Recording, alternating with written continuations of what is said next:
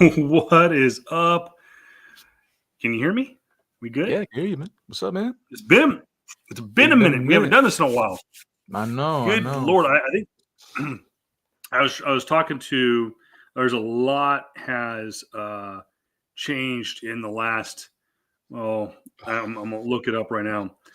The Year? last time we did a show was in November. Oh, That's yeah. right, November 12th. We've got a lot of stuff to catch up on. We've got a lot of stuff to make up to you.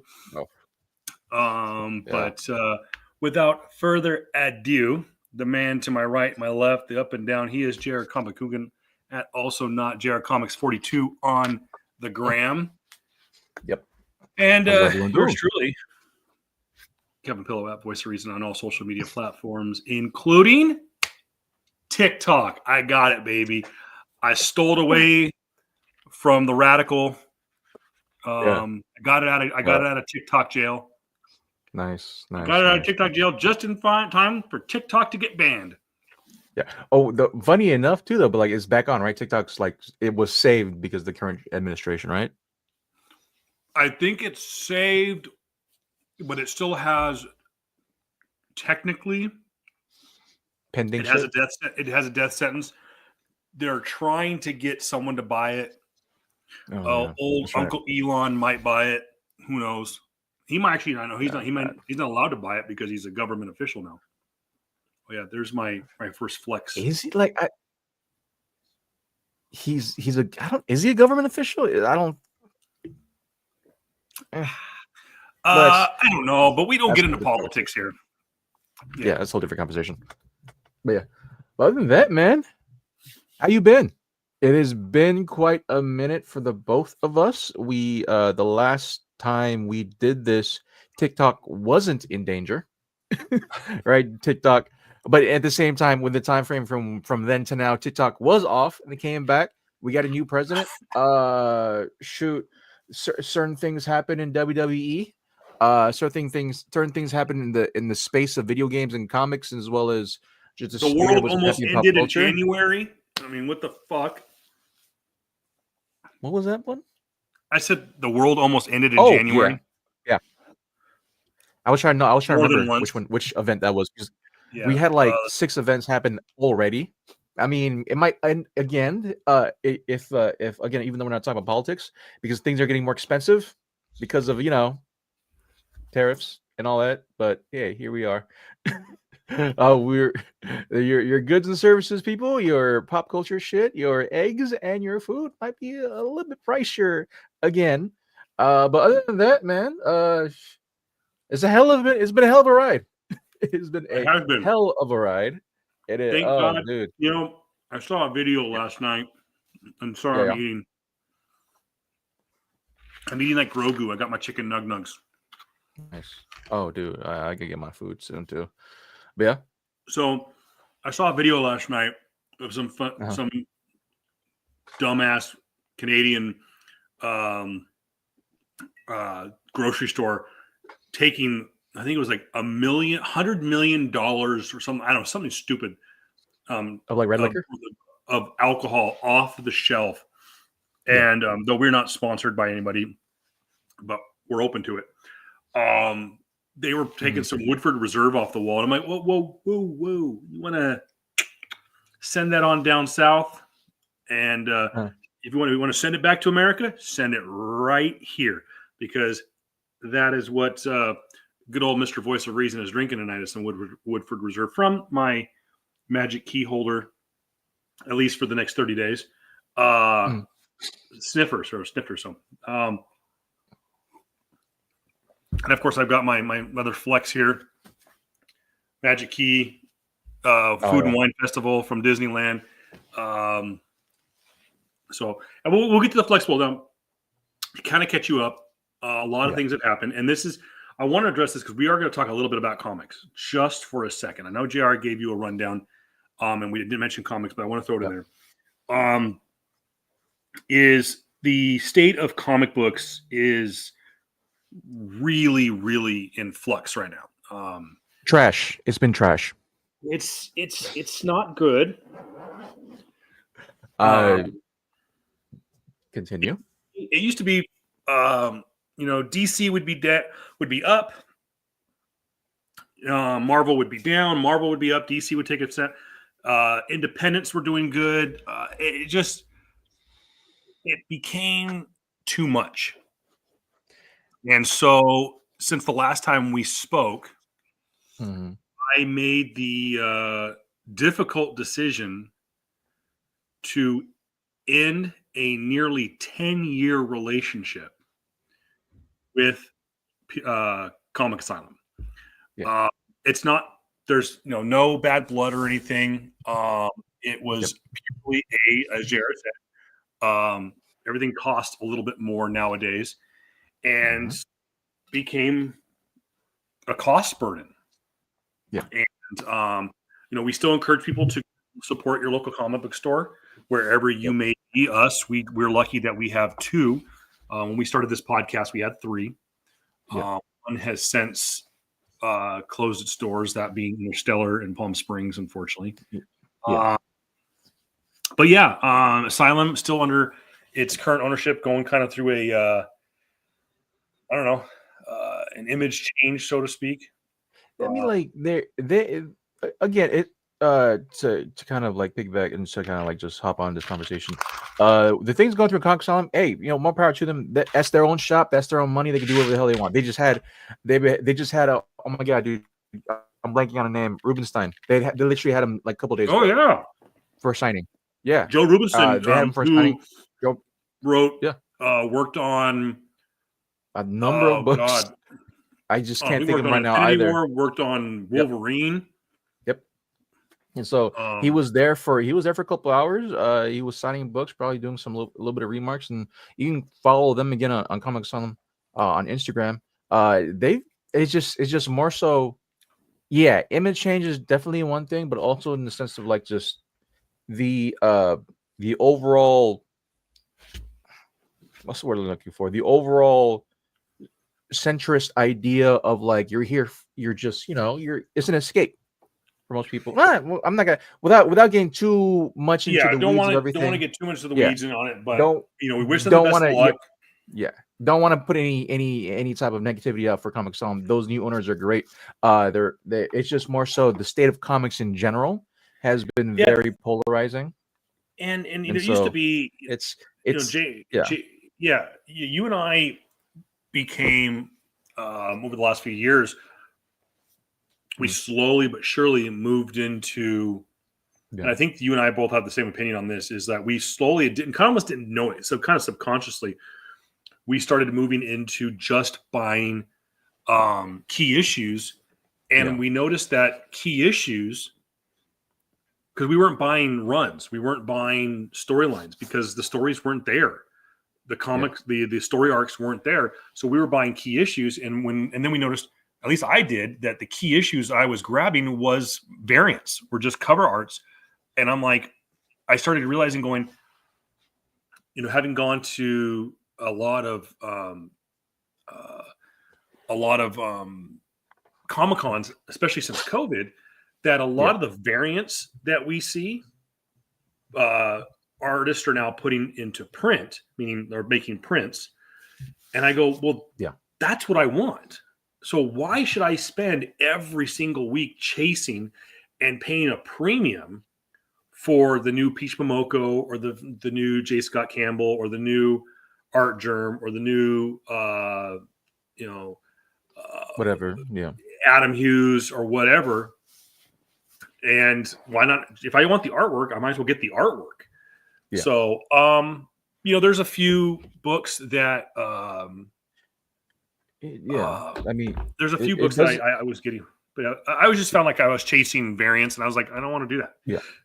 It gets to a point where like I was very much in the same field. I stopped reading comics necessarily, right? When like I think basically near post Donny Cates.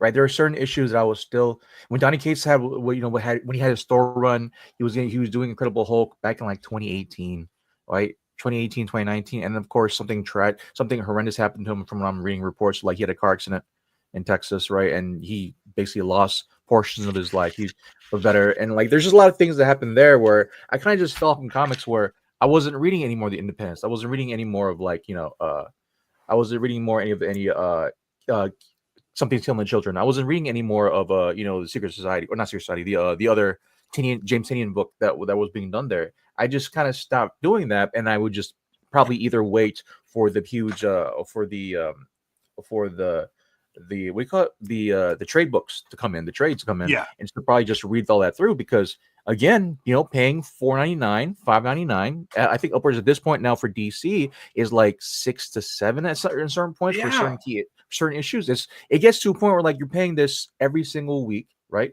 For what? I know that Spider-Man now has been taking a turn, but like, good God, that horrendous Spider-Man run between 2021 to 2022, where you just have Peter just be, just basically be shit on for a damn near year or two, right? Again, it's like, I don't want to read that, man. And not only that, but like a lot of the things too, where I read comics to escape. I read comics to just want to like, oh yeah, I want to see more of like Superman before, and then having his relationship with Lois and his son. I don't want to read about freaking, about the intrigue of like, oh, his dad taking his son away from to space, and now Jonathan is fucking 17 years old. Like, I don't want to read that shit. Right? I don't want ageism in this shit. I don't want that crap. And so it's like, it got to a point where it's like, okay, I am not the core audience anymore.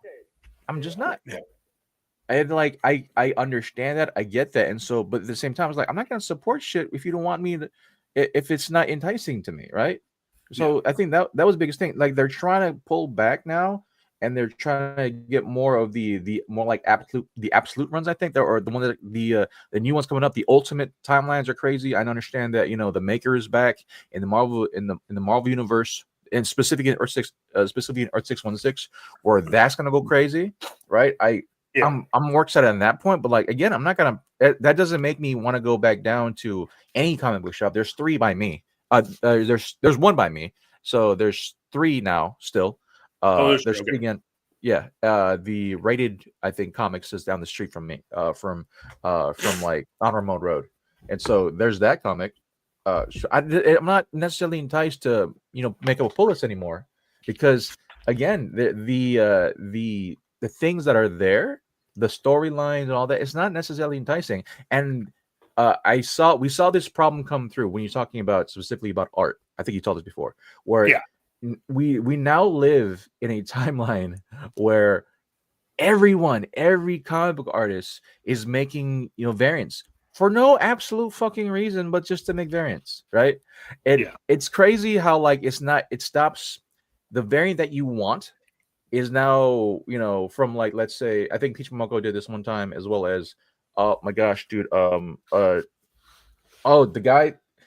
the guy who I forgot, he's blanking my name. You remember the Power Girl comic that you got me? That artist, he's an awesome artist. He works with a number of other places. He worked with another number of comic book sites, basically, and he makes cover arts for them. He makes variant arts for them. And so it's like, you don't go to comic book shops, you go to now these independent or these other sites, other exclusive comic variants, and you go to them. It's like, if you do want a comic book, you have to pay. If you do want a comic variant that you specifically want, one, they're going to charge premium, right? Yeah. They're going to charge premium for 3 sets of. Give me 1 second. Keep on talking. I'm gonna show it right now. As Jared goes and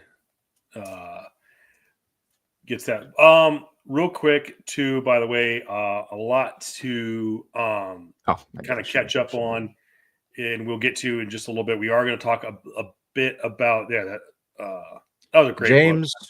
Yeah, James. Oh my gosh, I gotta find my phone. I have him followed on Instagram. He's a great guy. He's a cool guy. I bought from him before, but again, it's just one of those things where, like, if you want his specific artwork, now you buy from, what do you call it? What's the It's been so long since I actually like bought variants now. What's the KR's Comics, right?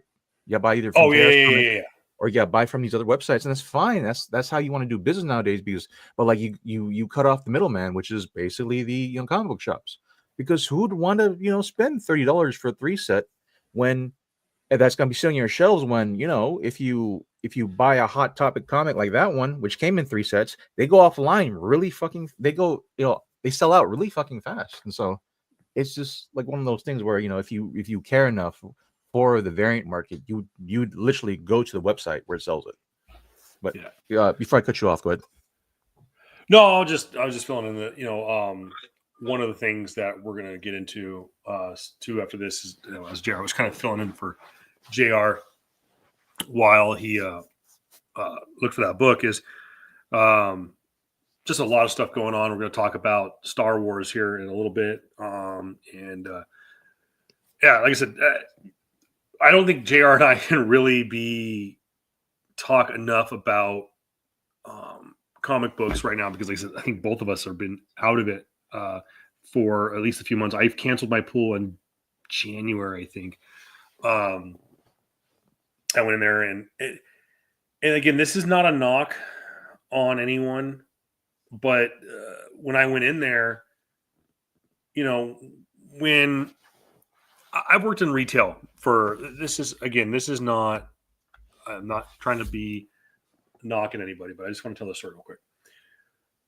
I've worked in retail for so long. And if you get someone that comes in and says, "Oh, I'm going to go somewhere else," like you've done this whole big pitch, try to sell them something, and you go and the customer comes to you and says, "Yeah, I'm going to go buy it somewhere else."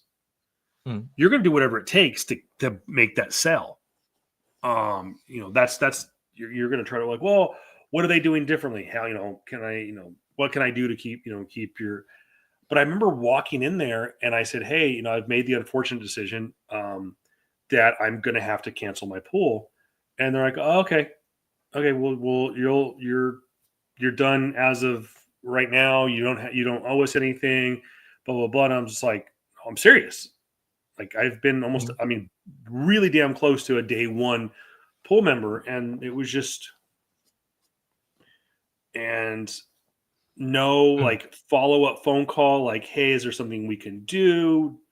So I'll kind of end the comic book talk on that.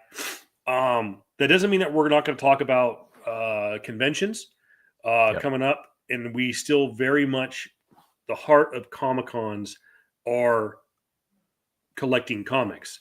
And so we'll continue to talk about that. Revolution is going to be coming up in May.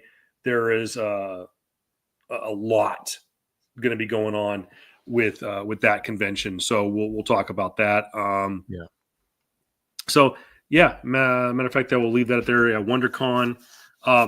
That should be noted too, JR. I forgot about that. Is Star Wars Celebration is in April. Right. We're about a month and a half away from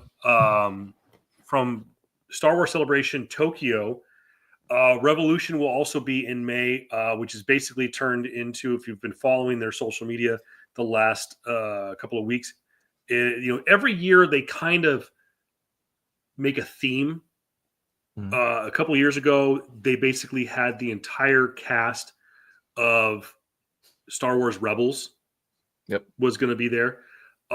This year, it's pretty obvious about who is going to be the theme to Comic-Con Revolution. That is Smallville. Smallville is going to have a huge return to Revolution. So we'll talk about that as we get closer to Revolution and see if JR and I attend. You and I, as of recording right now, are not going to WonderCon.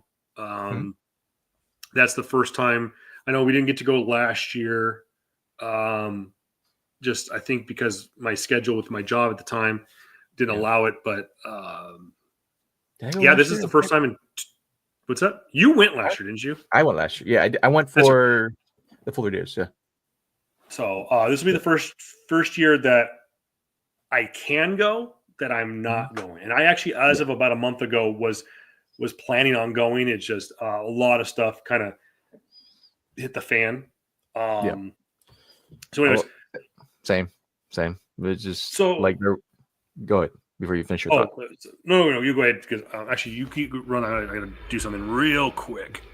The WonderCon thing was like, for me, it was very much the thing. Like, I definitely did want to go. Like, WonderCon has always been my favorite con to go to. That and Rose City in Vancouver. Actually, no, it's Portland. Portland, Oregon. So those two are my favorite cons. But this year I decided not to go because just there wasn't necessarily. I saw the list. It wasn't necessarily anything too enticing at the moment. Again, it's the WinterCon list and just convention lists. They tend to change of who might come literally at the end of it.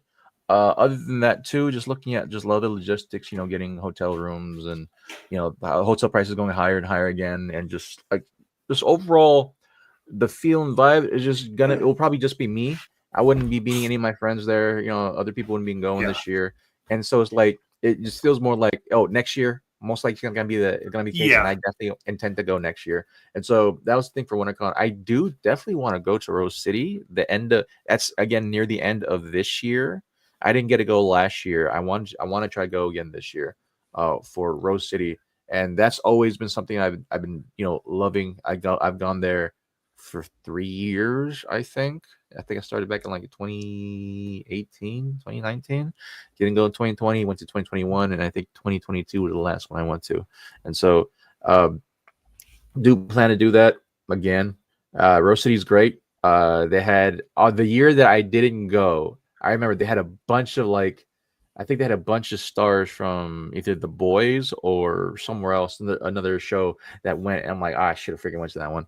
But overall, man, overall, just the WinterCon this year wasn't necessarily too enticing, other than City Manufacturers, very much like, again, pricing, everything was kind of crazy. Hotel rooms were going up. It just overall, just other life circumstances happened. So I think that for me, just I'm gonna just wait till next year for the new one. And so I'm the same way. Is a lot of life choice, a lot of life events. Yep. Came up, so I'm gonna just that's the direction I'm gonna go right now. But yeah, I'm looking towards next year, and I think a lot of it too, talking about the top of the show, so many events that happened in Southern California over the last 30, 60 days has led to, like JR said, hotel prices skyrocketing, and even availability. Obviously, for those of you who don't know, obviously, I'm sure everyone knows by now the horrendous wildfires that took place in Los Angeles mid-January, with a lot of the refugees, for lack of a better term, trying to get out of LA. Some of them have kind of moved their way back. A lot of places that they ended up was in Anaheim, and the Walt Disney Corporation and those surrounding areas, businesses and stuff like that, and especially in Orange County, really kind of stepped up and helped out. So it has kind of caused a little bit of an issue with hotel availability. And like I said, like Jared said, prices skyrocketing, costs, everything are up. So but with that said, transition, talked a little bit about Star Wars Celebration. Of course, like it says right there on the bottom, April 18th through the 20th. That's a busy weekend. We'll tell you why a little bit later on in the show. But April 18th through the 20th in Tokyo, Japan, the Star Wars Celebration. I'm wondering, JR, what is going to be the topic of conversation at Star Wars Celebration? Could it be that 2 days after that show ends, one of the most anticipated mediums in Star Wars, being Andor Season 2, will finally hit Disney Plus? Or will they discuss the inevitable that is going to take place between now and December 31st of 2025, and that is the end of an era, and that is the Lucasfilm era really truly will come to an end. And what I mean by that is Kathleen Kennedy has announced that at the end of 2025, she will retire as the president of Lucasfilm, a company she has been with pretty much since she got out of college. She always was side by side with Spielberg. She joined Lucasfilm, I want to say technically back in the late 90s, early 2000s, but she took over as the president of the company when Disney bought Lucasfilm from George Lucas. Some people will say that she was to blame for all of their mishaps, but you also have to take into consideration this is a person who greenlit season 7 of Clone Wars, gave the reins to Jon Favreau and Dave Filoni to create The Mandalorian, and really given the reins of all the creative to Dave Filoni. And people want to blame her for everything else, but I'm like, she gave us so much, though. It's definitely the good and the bad. It's like it's the totality of a career. And as much as I would like, to be like, oh yeah, ding dong, the witch is dead type shit. It's like it's one of those things where like, I think it's come to its final conclusion where it's easy to like. I feel with the scope of like where comics and pop culture and all the things that we love and adore, right, of our past and still now, right, is we see just the flaming out of the things that we love type of thing. And I think definitely with the advent of what happened with Acolyte and other shows that haven't necessarily been skyrocketing in the charts or anything like that, but they're still really good shows. I'm blanking one right now, dude. Oh my god, dude, the other anime series that came out.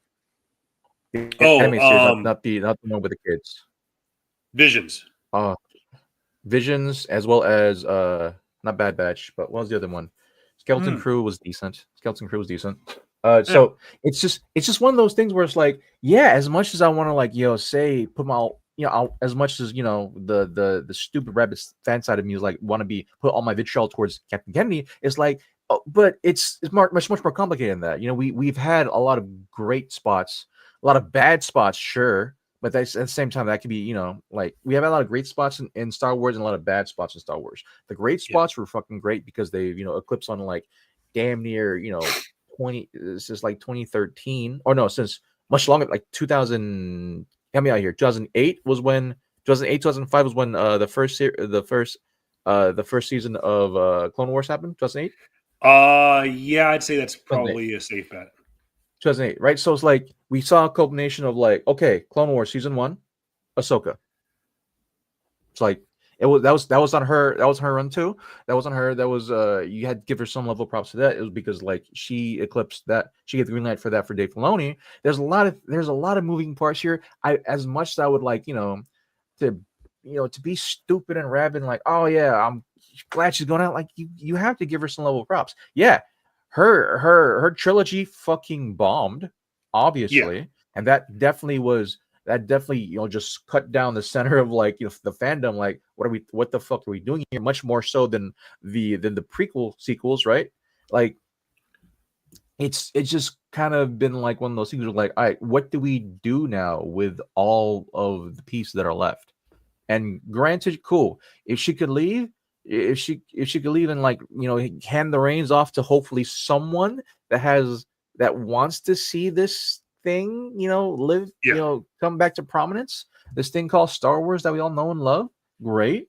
I would love to see more Ahsoka. I would love to see more what they would do with David Filoni's vision. I would love to see more at least more inspiring versions of what we can have be people and Jedi and those living and under the thumb of the Empire. That'd be great. Or at least go something totally crazy and like go full on Knights of the Old Republic.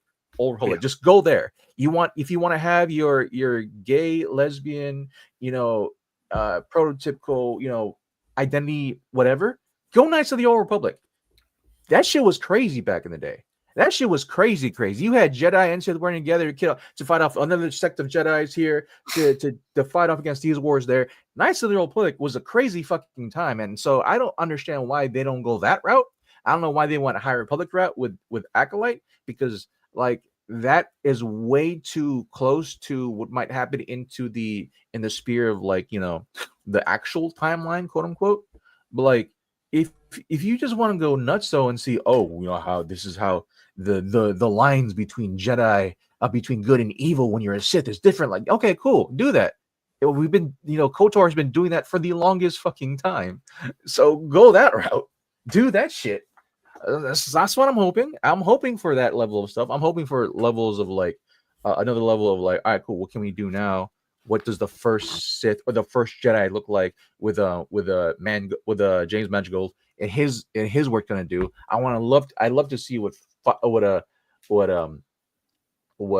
I think Kevin Feige is still trying to do a Star Wars thing, right? I think so. And I will say this for those who I think so many owed an apology to Hayden Christensen. Absolutely. Thanks, Atner. Yes. Agree. And what was kind of nice was he kind of got his flowers at the last D23 when there was a fan that said, "We love you, Hayden," and he kind of got and even said, "I'm getting emotional," and you could see like he wasn't just bullshitting, like he got emotional.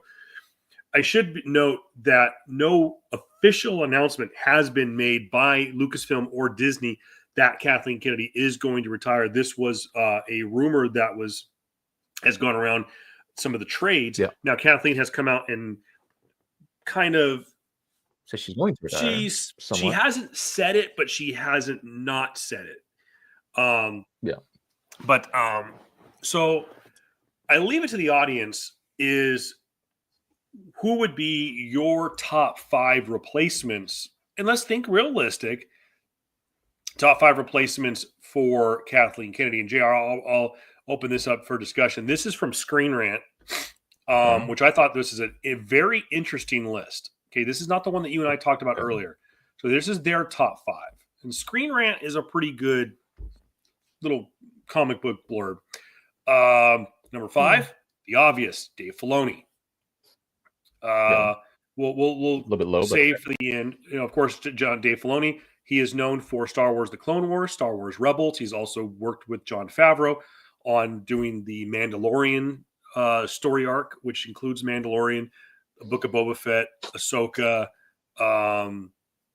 the incoming Jon Favreau directed Mandalorian and Grogu, which comes out May of next year. So number 5 is Dave Filoni. Number 4 is Jon Favreau, who's done The Mandalorian. He's done Iron Man 1, Iron Man 2. He produced Avengers Infinity War and Avengers Endgame. He's also done movies like, he started his career with Swingers. And then he also did Stardust. Is that what it was called? I don't remember. Oh, I know what you're talking about. It's not Stardust. It was a fantasy, young adult fantasy novel. I know what you're talking about. Yeah. And then he also I think he did a great job on the live action version of The Jungle Book, which got him the green light to do the live action version of The Lion King, which was not that good. Yeah. Jon Favreau's producer's credits for Star Wars is The Mandalorian, The Book of Boba Fett, Ahsoka, and Skeleton Crew. Yep. Number 3, this is where the wild cards start to come in. Wild card number 1 in the 3 spot, Ben Stiller. Now, Ben Stiller, I don't believe has any connection to Star Wars. No. But he has got producer roles. He has produced Severance, which is on Apple TV Plus, and The Secret Life of Walter Mitty. Familiar with it, but don't know much about it. Those are producer roles. Obviously, Severance right now getting a lot of traction. Of course, you know him from directing, writing, and starring in movies like Tropic Thunder, was it Zoolander? Zoolander, Something About Mary. A bunch of other, classic great comedies of like the late 90s and early 2000s. That's okay. Are they giving you these are movie makers? They're not Star Wars nerds. They're movie makers. So the next one is again, this is a producer. Is our first female on the list, Megan Ellison. She's known for producing the movie Her, which I believe was that the one with Scarlett Johansson as AI. Scarlett Johansson as the AI. I love that. I love that movie. Yeah. And also produced one of my favorite movies and probably one of the best movies in the last 20 years. And that is Zero Dark 30, which was a phenomenal film. She is also produced the Coen Brothers version of True Grit. which was up for also was up for Best Picture. She is only 39 years old, has no and has no Star Wars to her credit. Yeah. True Grit, of course, was back in 2012, if I remember correctly, with a young Haley Steinfeld. With a young Haley Steinfeld. That was her first role. Yep. And she got an Oscar nod. Actually, she won the Oscar for it. I think so. Yeah, for young actress and also something like that. Yeah, she won. Here's the one that is the dark. This is the one that I think goes past a lot of people because he is very much like, he's very much like Kathleen Kennedy. Is this guy has worked around the likes of, he's a producer. He's worked around guys like George Lucas, Steven Spielberg. He's worked with guys like Ron Howard. He's worked with Chris Columbus, John Hughes, all those guys. Frank Marshall. Now he's up there in age. And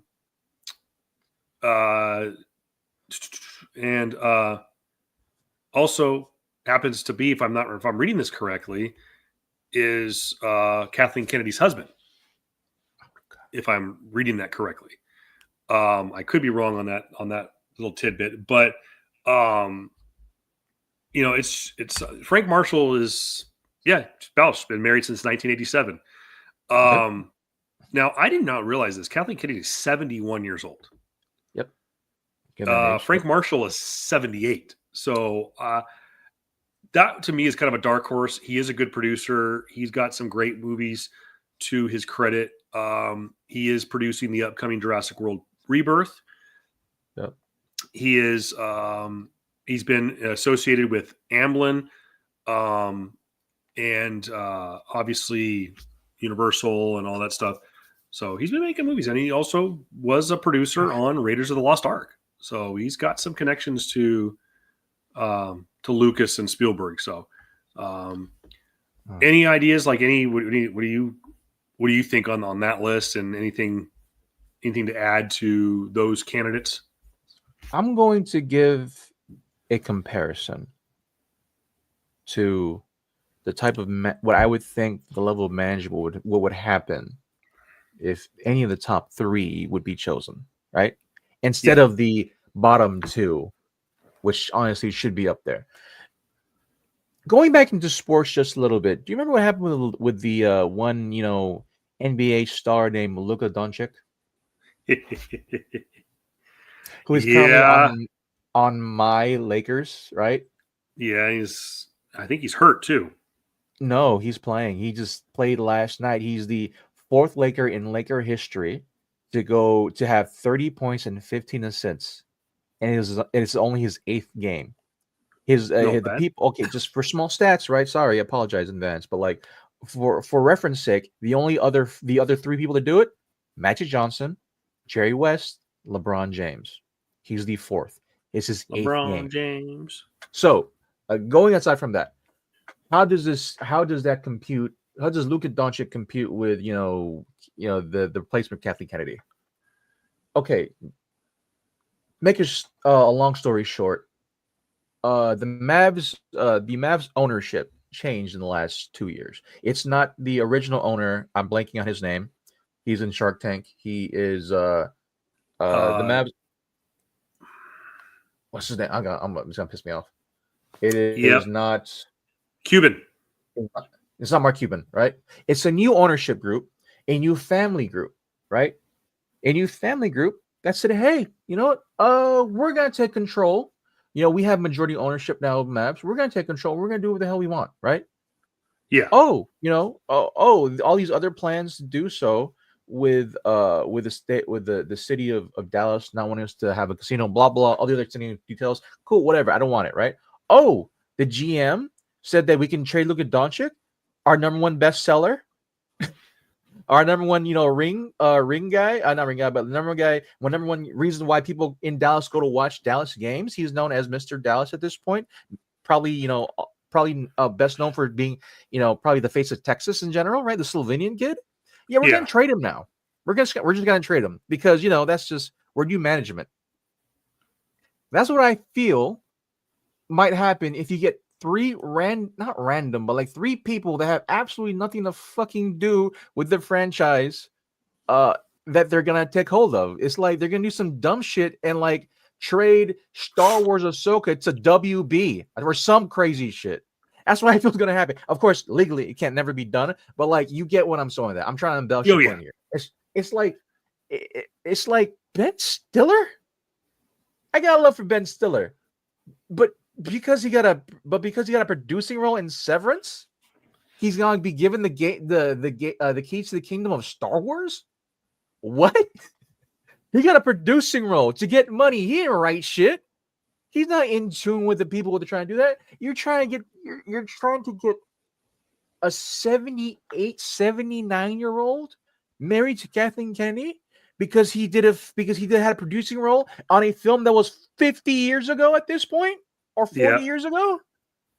Bro, it's like get with the people or they're in with the times now. Old accolades don't mean shit in the modern day. Not anymore. I thought it mattered before with Disney. Obviously, it don't no more. Haley Steinfeld has yet to have a fucking, any screen time credible to her. And she's been with Marvel for now, what, 4 years? Credibility don't mean shit no more, bro. It's like, what needs to happen is people that are already in the mix to take hold of the mix and hopefully build up to make a nice fucking cake.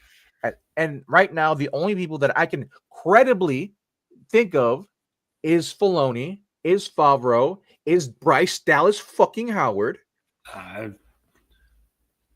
right? Yeah. Or oh my god, dude, I'm blanking on his name. Or maybe we go. This is my dark horse. We go Robert Rodriguez, right? Maybe that's the role you go, right? For like heads, but again, knowing Rodriguez, knowing Bryce Dallas, knowing Mrs. Howard, knowing all these guys, they don't want to be tied to a franchise for a thing for possibly 10 plus years and kind of like not be able to do whatever the fuck she wants to do. So, a producer.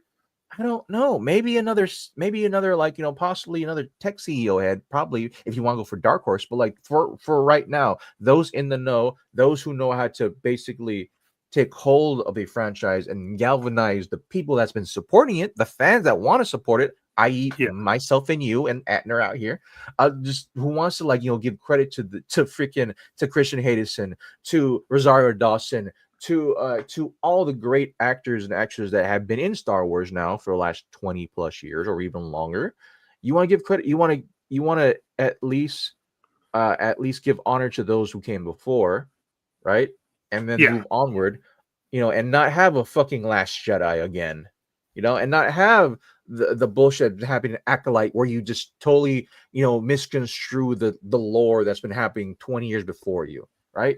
And so you would at least have that level of like understanding, like to say, hey, no, what are your fans, your actual fans, not your fans who are chronically online, but your fans where the money is? What are they saying? What are they saying? And what they're saying is like, hey, Star Wars hasn't been for me in the last 4 years now, 3 years. What was the last Mandalorian? When was Mandalorian season 2? 2021, 2020? During COVID? Season 2 had been like 2020, 2021. Yeah. So like that was the last time it kind of spoke to, or even Book of Boba Fett, right? Let's say Book of Boba Fett. That was more so. It wasn't really Book of Boba Fett. It was more so continuation of Mandalorian, and I'm okay with that. And so I don't know. Just like I don't know how your top 3 isn't Favreau, Filoni, and Bryce Dallas Howard. I just don't know. Like that makes no sense to me. I have to understand too is those are Hollywood picks. Those are Hollywood picks, and those and obviously Hollywood knows what the fuck to do with franchises, right? Obviously Hollywood knows. The problem with Bryce Dallas Howard though is she's got so much ahead of her and she's that's why I think like Favreau has taken kind of a step back. Yeah. And it's the same thing with like James Gunn. James Gunn running DC Studios, so he's the equivalent of Kevin Feige. Yeah. So yes, he's going to direct the new Superman movie and whatnot, and I think he's directing Peacemaker but he's even said, he goes, once he's these two projects, he's going to here's the keys of the kingdom. Like, I'm just going to be back and produce and run the studio. Yeah. Because you can't do both. So Bryce Dallas Howard, I think, would be a tough pick. Yeah. And her dad, Ron, would probably be too old to do it. And I think he's more of a creator than he is, it's a different role. I could probably see, of that list, realistically, I could see Favreau be a studio head. And it's not a studio head like he's not running a studio like he's running like Disney, like he's not Bob Iger, but he's still running a studio. He's running Lucasfilms, so he's running a division. Yeah. Jon Favreau would probably be my number one. My number two is, you mentioned a guy who is a Star Wars fan, who is a filmmaker, and has producer credits to his resume. And maybe he's another guy that maybe he's not, because you got to understand, these kind of guys, they have to sit in a board meeting. These are the heads of departments. Yeah. So Robert Rodriguez is not a bad pick. But there's a guy that's connected to Robert Rodriguez that is done making films. He is done directing. Yeah. But I don't know if I'd want to put him in charge of a studio, because he might go a little crazy. And that would be Quentin Tarantino. Okay. And we know Quentin is a Star Wars fan. Okay. With all due respect to Quentin Tarantino and the great works he's done, and I'm really hoping his last work is Kill Bill Volume 3, right? But I do not want to see 5-10 minutes dedicated to feet pics every single Star Wars movie. But that's the thing, is he wouldn't be a director. He'd be a producer, and he's running the studio. I don't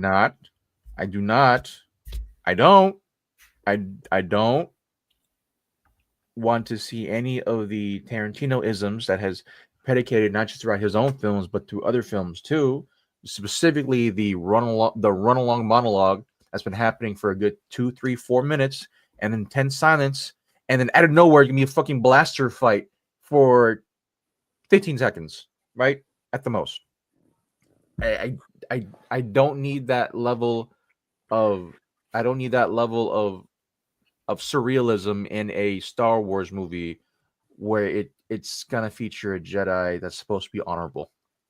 I as much as it'll be cool to see in one episode of, let's say, Mandalorian season 15, somewhere down the line, maybe. No, man, no, Tarantino, no, he's. And that's not me trying to like derail his legacy, what he's done for media, man. But like, I just no, bro. Kendrick Lamar said it best. Hey, man, keep them kids away. No, I'm not trying to say anything on that end. No. Just again, I just watched again. I just rewatched freaking Once Upon a Time in Hollywood. And just the amount of feet pics, the amount of feet scenes, just avidly and just so blatantly, nearly every fucking single scene. I'm like, okay, bro. Oh, okay. Come on, we gotta stop. But maybe that's just my thing. I don't know. No. Let us know in the comments, real quick, if you want to just feast on this. This is coming from comicbook.com, and we're talking, of course, about the speculation that 2025 could see the end of the Kathleen Kennedy era with the Disney company and running Lucasfilm. Of course, she started as the head of Lucasfilm on June 1st, 2012. 2012. Roughly about 5 months after Disney acquired Lucasfilm, but it was pretty much said that before she officially took over in June, when they announced there was like two things. They said, we're going to make the trilogy, the sequel trilogy, and Kathleen Kennedy is going to run the studio. So, like I said, she's overseeing the sequel trilogy. Here's some other ones according to comicbook.com. Carrie Beck, who has worked for the studio. She was an executive producer on Ahsoka. Pippa Anderson, who currently works as the senior vice president in post-production at Lucasfilm, was hired back in 2013. So she has connections to Star Wars and Lucasfilm. Emma Watts, she's a major producer. She has worked 23 years in 20th Century Fox, including the president of production for Fox since 2007. She left in 2020 before the merger with Disney. So she's got, she's overseen some huge productions like Avatar and Deadpool at Fox. Jeff Small was actually the first person that George Lucas himself wanted to replace him at Lucasfilm before Kathleen took it over. He's also a close personal friend of Steven Spielberg. He is currently the CEO at Amblin, which is George or Steven Spielberg's company. He also recently produced the movie Twisters, which of course is the sequel to Twister. And then the final thing, according to comicbook.com, Nicole Brown, she has worked as the head of TriStar Pictures with Sony, and she has produced movies like The Women King, One of Them Days. Let's see, the Big Bold Beautiful Journey, Eleanor the Great. It doesn't look like she has any connection to Star Wars. So, yeah, those were the quote. And according to comicbook.com, was that they were like, well, we don't want to go with the fan favorite. We don't want to go with the Jon Favreau and the Dave Filoni because they're not producers. And so this list, and again, I don't want to start a whole social political rant, but that list is very much it's safe, but it's also kind of like it was very much DEI, which I know is kind of a evil buzzword these days. But here's the thing too, though. Like, they're not going with the fan favorites, the people that I don't know you expect to want to see the future of the franchise be good. You're going with it's not even the DEI thing. It's just more so you're going with fucking people that just want to make money. Yeah. Right. You're going with the safe bets. You're going with this. Oh, it's a woman, but therefore, she made all these supposed things, right? That's gonna supposedly make money. The Woman King's a great movie. I've like it. A lot of filmmaking today, or a lot of the things that are being done in Hollywood, is very prototypical of what happens in a lot of business shit, right? And that's just to make profit, to make money. Motherfucker, we've been doing that shit for so long now. How about the soul of a thing? That's the biggest thing. It seeps into everything. It screams corporatism. It screams the same bullshit that we've been preaching against for so long now. That you want to just have these corporate suits. You want to have all these people that just want to, that are there to like, oh, you look good. He looks the part. He looks this. Remember that one? Remember back in the day. This is inside baseball now, right?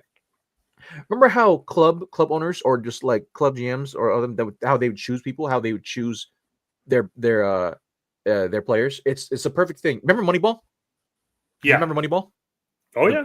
Remember that scene in with Brad Pitt is with a bunch of like scouts and everything, right? And saying, okay, how do we get our team? And they put out like, oh, how about this person? Okay, but what about him? Well, he looks big. He looks the part. He looks great. But what about his hitting? We don't know. Does he get on base?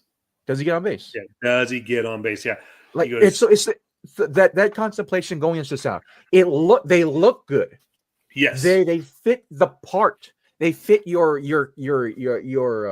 checkbook locks list of like, oh, this person's a woman. This person is a part of the LGBTQI plus community. This person this person that, right? Does this person get on base? This person get on base? Does this person have any understanding or any prominence of what Star Wars is as a whole? Exactly. Do you care about the soul of the thing? Analogy. Yeah. So, or are you trying to rip that shit out of it? So again, like this is the reason why a lot of this shit today has been failing. You only care about the optics and not about the totality of the thing. You want to get just cool. You just want to get, and now you're gonna have the negative effects of like when that shit ultimately fails because again, it's a corporal fucking shell of itself. You're gonna hate on the person, and they're gonna say, "Oh, you're hating her because she's a woman," or you're hating on this person now she's gay. No, I'm hating on this person because the thing that they produce is shit. Yeah, because the person could get on fucking base. Let's go all the way back. Let's go 5 years ago. Let's talk about what JR and I have been saying for years. It has nothing to do with gay or straight, bi or black or red or yellow or whatever. Yeah. It has nothing to do with that. Go back to 5 years ago. So I think it's like our second ever episode we did where we absolutely shit on the America Chavez book. And it was Marvel going, okay, America Chavez is a lesbian Captain America. Is basically what they promoted her at first. She is a lesbian Captain America. Puerto Rican woman, gay Captain America. Yep. And then of course she kind of became something else. But I remember I was like, well, part of me was like the collector in me was going like, okay, this is going to be a key issue because of all the hype around it and all the blah, blah, blah, all the bullet points. But I was like, okay, this is kind of, then I started reading about America Chavez. I'm like, okay, this is kind of a unique character. And I bought the book, and before I sat down and read it, because I was like, there was a bunch of stuff that I needed to read. And so I was like, right before I was going to get to it, I remember I was reading listening to the Marvel podcast I used to listen to religiously, and they interviewed the writer, the head writer for that book, and it was a lesbian. Again, let me preface this: we don't have any problem with that. It was that they hired someone to write this book, and they had to be a woman. They had to be gay. And it showed. The book was so skewed that that's all it was about it was all about the gender of the character. Again, don't have any problems with it. I know this is a guy saying this, but I don't have a problem. Some of my favorite characters, I mean, JR will attest to this. My favorite character in the last 20 years is Gwenpool. Okay. Mm-hmm. A sexually ambiguous, meaning from a orientation standpoint, character, very ambiguous, much like Deadpool. It's an obvious female character, and it's just good writing. And it was written by a woman. It was created and written by a woman, and was some amazing writing. But the second that Marvel says, "Oh, we have this character. She's Puerto Rican, so she's a POC, person of color. She's obviously a female, and we're going to make her gay." So right off the bat, she's a minority in three. She checks 3 boxes. She is an immigrant or a character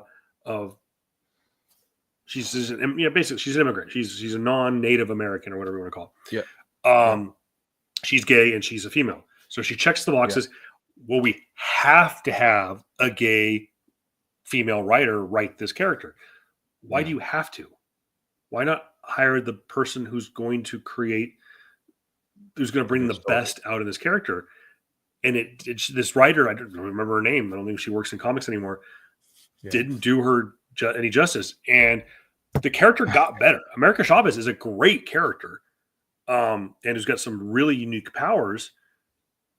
And this writer did her new justice. So when JR and I are sitting here, it's like when we clown on the writers of The Acolyte, and we clown on the writers for Last Jedi. We've come out and defended Last Jedi to an extent that what's her name, the character that plays Rose. Yeah, she did not deserve any of the fucking backlash. Did not. I actually liked the character. Yeah. And I liked the sister bond between her and the sister who dies. Yeah. Oh, by the way, JR, to chase a real quick rabbit, one of the things that you hated about The Last Jedi was the opening scene, correct? With the bombing of okay, because there is, quote, gravity. There's no space. Gravity in space. So JR, explain to me when the super destroyers in episode 4, in 1977, when the super destroyers were destroyed and they fell down into the Death Star, why is that? I'll hang up and wait for my answer offline, off the air. In Death Star? Wait. I got it. Remember, there's a scene where the super destroyer, I think actually it's not in the original Star Wars. I think it's in Return of the Jedi. The super destroyer falls downward and goes into the Death Star. What's causing this ship to fall downwards into this Death Star? I want to say some dumb fuck commander or lead. Oh, okay. So I'm just saying, someone put there was a meme. Yeah. Someone put online, and I'm like, so I'm just like you. I'm just like, because it did because when you brought that up to me when we did our watch along, again, these are all in the archives on our YouTube channel. Yeah. And I highly recommend it. The Star Wars series that we did is some of our best work. I'm not talking to you, SIRI. Sorry, my iPad lit up like I said her name. Okay. Yeah. That's some of our best work. We ripped Last Jedi to shreds just in the first 10 minutes because there's no gravity in space, which is true. Mm-hmm. And that was the whole point of the bombing raid. But yet someone pointed that out literally today on the internet. I was like, fuck. Yeah. So we could do the offline thing, but here's also the thing. The reason why the gravity thing in Last Jedi was much more prevalent is because in totality, the whole movie fucking sucked. And was it was easier to pinpoint. It was easier to pinpoint more mistakes in the good things that happened in the totality of the movie than, let's say, the final fucking scene in Return. The great movie.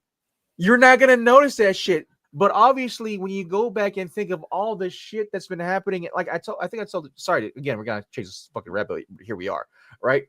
Like when you are actively in editor mode now, when somehow the film, the piece of work, the literature, whatever, takes you out of suspension of disbelief, you're now looking for mistakes. And granted, I didn't necessarily think of like, oh, that's okay. I want to give Last Jedi a shot. So we all did. It looked like it was a bombing run, right, on the destroyer. Oh, that's pretty cool. And then you get to scenes where like, okay, the flippy shit's kind of weird. Okay, Luke is a fucking asshole here. That really took me out. He's bitter. He's hated the world. Okay, that really fucking takes me out. And that makes me think back about all the other 10 to 20 things that happened that were wrong before this scene. Right? And so that's why we're much more forgiving as a fan to the shit that happened 40, 50, 60 years ago in Return. Because overall, the totality is that, who gives a fuck what about the gravity? Who gives a fuck? We just saw Darth Vader just throw Palpatine into the pit. Who gives a fuck?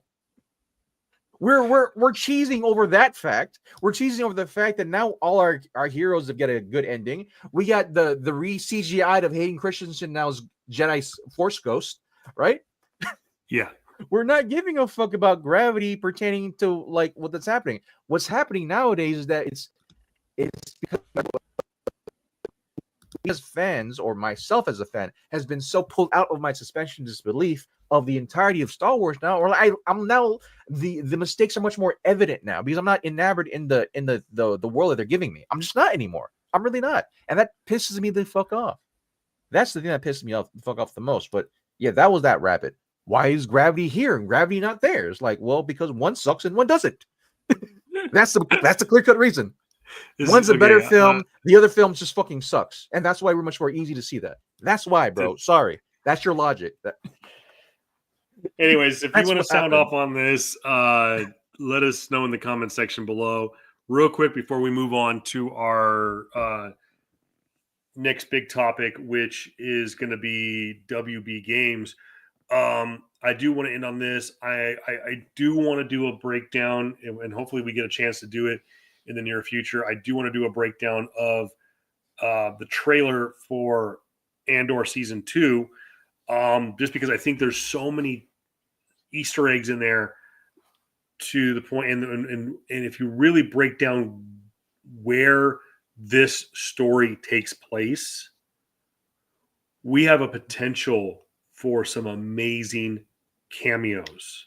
Yeah. Because if you think about where Andor Season 2 takes place, it takes place at the same time and possibly even on the same planet as one of the best storylines in Star Wars Rebels. Oh, yeah. So I'll leave it at that. Yeah. The rumors are running rampant. We already know that in Ahsoka Season 2, there's a possibility that we're going to get more flashback scenes and that we're going to see Ewan McGregor come back and probably with a little bit of de-aging. And we are finally going to see in live action General Kenobi. Oh. We could also see in live action Padme during the Clone Wars, played by Natalie Portman. That's great. We already know that Hayden Christensen, and we love him, is coming back as General Skywalker. Yep. So could we see, think about this, JR. There are scenes, and I'm sure you've seen the trailer for Andor Season 2. There is a video of a certain wheat-covered planet. Now, JR, what planet do we know of that is covered in grass and wheat? Oh, God. That would be don't Lothal. Don't give me hope. Could we see not one, not two, not three, but all members of the Ghost Crew? And was it Team Phoenix? Yep. Mm-hmm. Could we see them in Andor Season 2? Also, by the way, during the time period of that we're supposed to get Andor Season 2, would not just be during any part of Star Wars Rebels, but at the time of Fulcrum, which means we could get the Ghost Crew and a younger version, not quite the super young Clone Wars Ahsoka, but the kind of teenage 20-year-old version of Ahsoka. Dude, should we just wait for the young fucking badass actress that played Kid Ahsoka? Just wait for till she grows up and just here you go. Just here you go. Here's or do we de-age Rosario Dawson? Since we're already going to be de-aging. By the way, well, shoot. If you look at Natalie Portman, she needs no de-aging. She looks good. She really hasn't changed. She hasn't changed in 20 years, bro. And Ewan's not in bad shape. No. But I'm just telling you, don't get my hopes up either. But there's a possibility. Could we see the Ghost Crew plus Agent Fulcrum herself, Ahsoka Tano? Yeah. I mean the only reason I will end on this. The only reason I think that they wouldn't is it would overshadow what Cassian is doing in the story, and we never saw Cassian appear in Rebels, so there would be no reason for them to cross paths. But I believe we did see Saul Guerrera in Rebels. Yeah, we do know that a large part of one of the main storylines in Andor season 2 is going to conclude Saw Gerrera. So we'll get to that as we get closer to April. By the way, too, again, a couple of the comment section, people are asking if we're going to talk about Daredevil.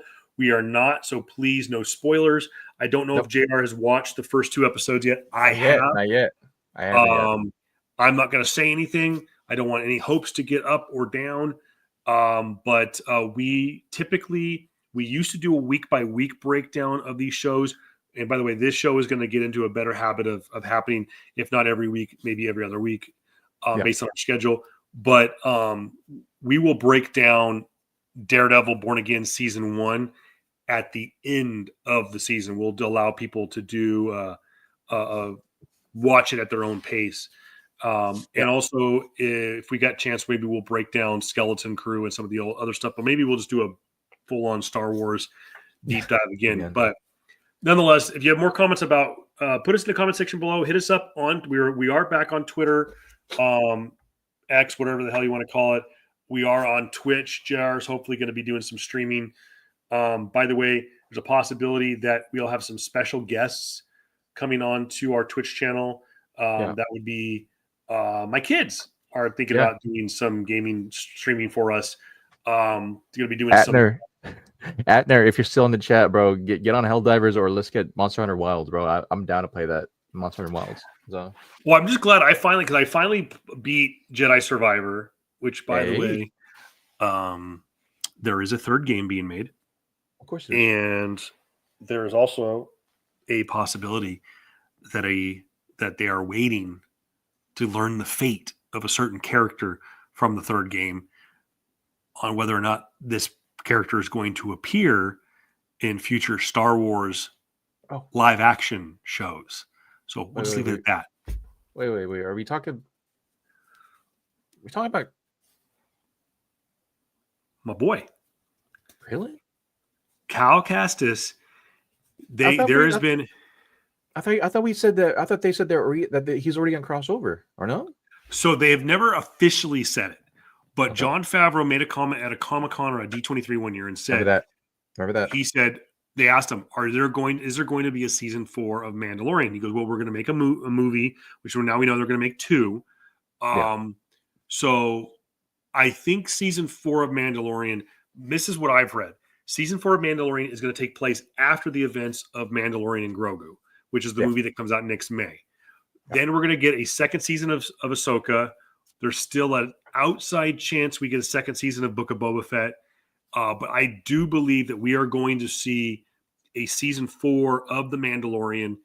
Jon Favreau has said, quote, we want to add a character to Mandalorian season 4, but we need to learn what his fate is from the video game department in their 3rd installment. Now, the only 2 games in the quote-unquote Lucasfilm video game department is Battlefront, which does have 2 games out. So technically Battlefront could have a 3rd game, but Battlefront is technically all of Battlefront stuff exists in the original trilogy, which could still, but there's no original characters that are in Battlefront that could switch over to live action. The other game that is in threequel territory, other than Knights of the Old Republic, would be the Jedi series. And of course, the character.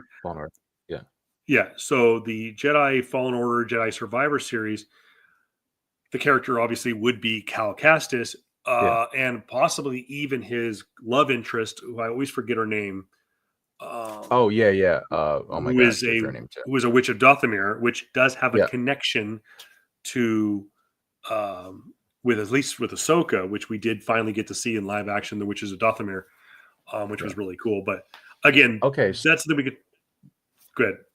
One thing, there is another game. There is another franchise that has been sadly cut off since 2010. That does feature non-canically a apprentice of the one, the only Darth Vader.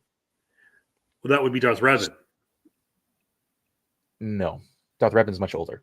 Darth Revan's super old. That's Knights of the Old Republic. So the one person, his name is Starkiller from Jedi. I thought that was Darth Revan. No, Darth Revan's from KOTOR. That's Knights of the Old Republic series. I'm talking about the Darth Vader's apprentice, non-canonically, is this guy. Which there's two of them. One is the original. He died, and one's a clone of the original. Yeah. And so, Starkiller, Jedi Force Unleashed, Star Wars Force Unleashed, is That's what it was. Quite literally, way too fucking overpowered. I'm talking about if he goes on, if he gets on to any live action, they're gonna super depower him. I'm talking about this dude pulled out battleships. He's force pulled, like he's insanely strong. Quite literally, one of the very first trailers you see of Star Wars Force Unleashed is him pulling down he pulls down oh my god, I'm missing the name. Get me out here. I'm missing the freaking the shit names, dude. Oh my god.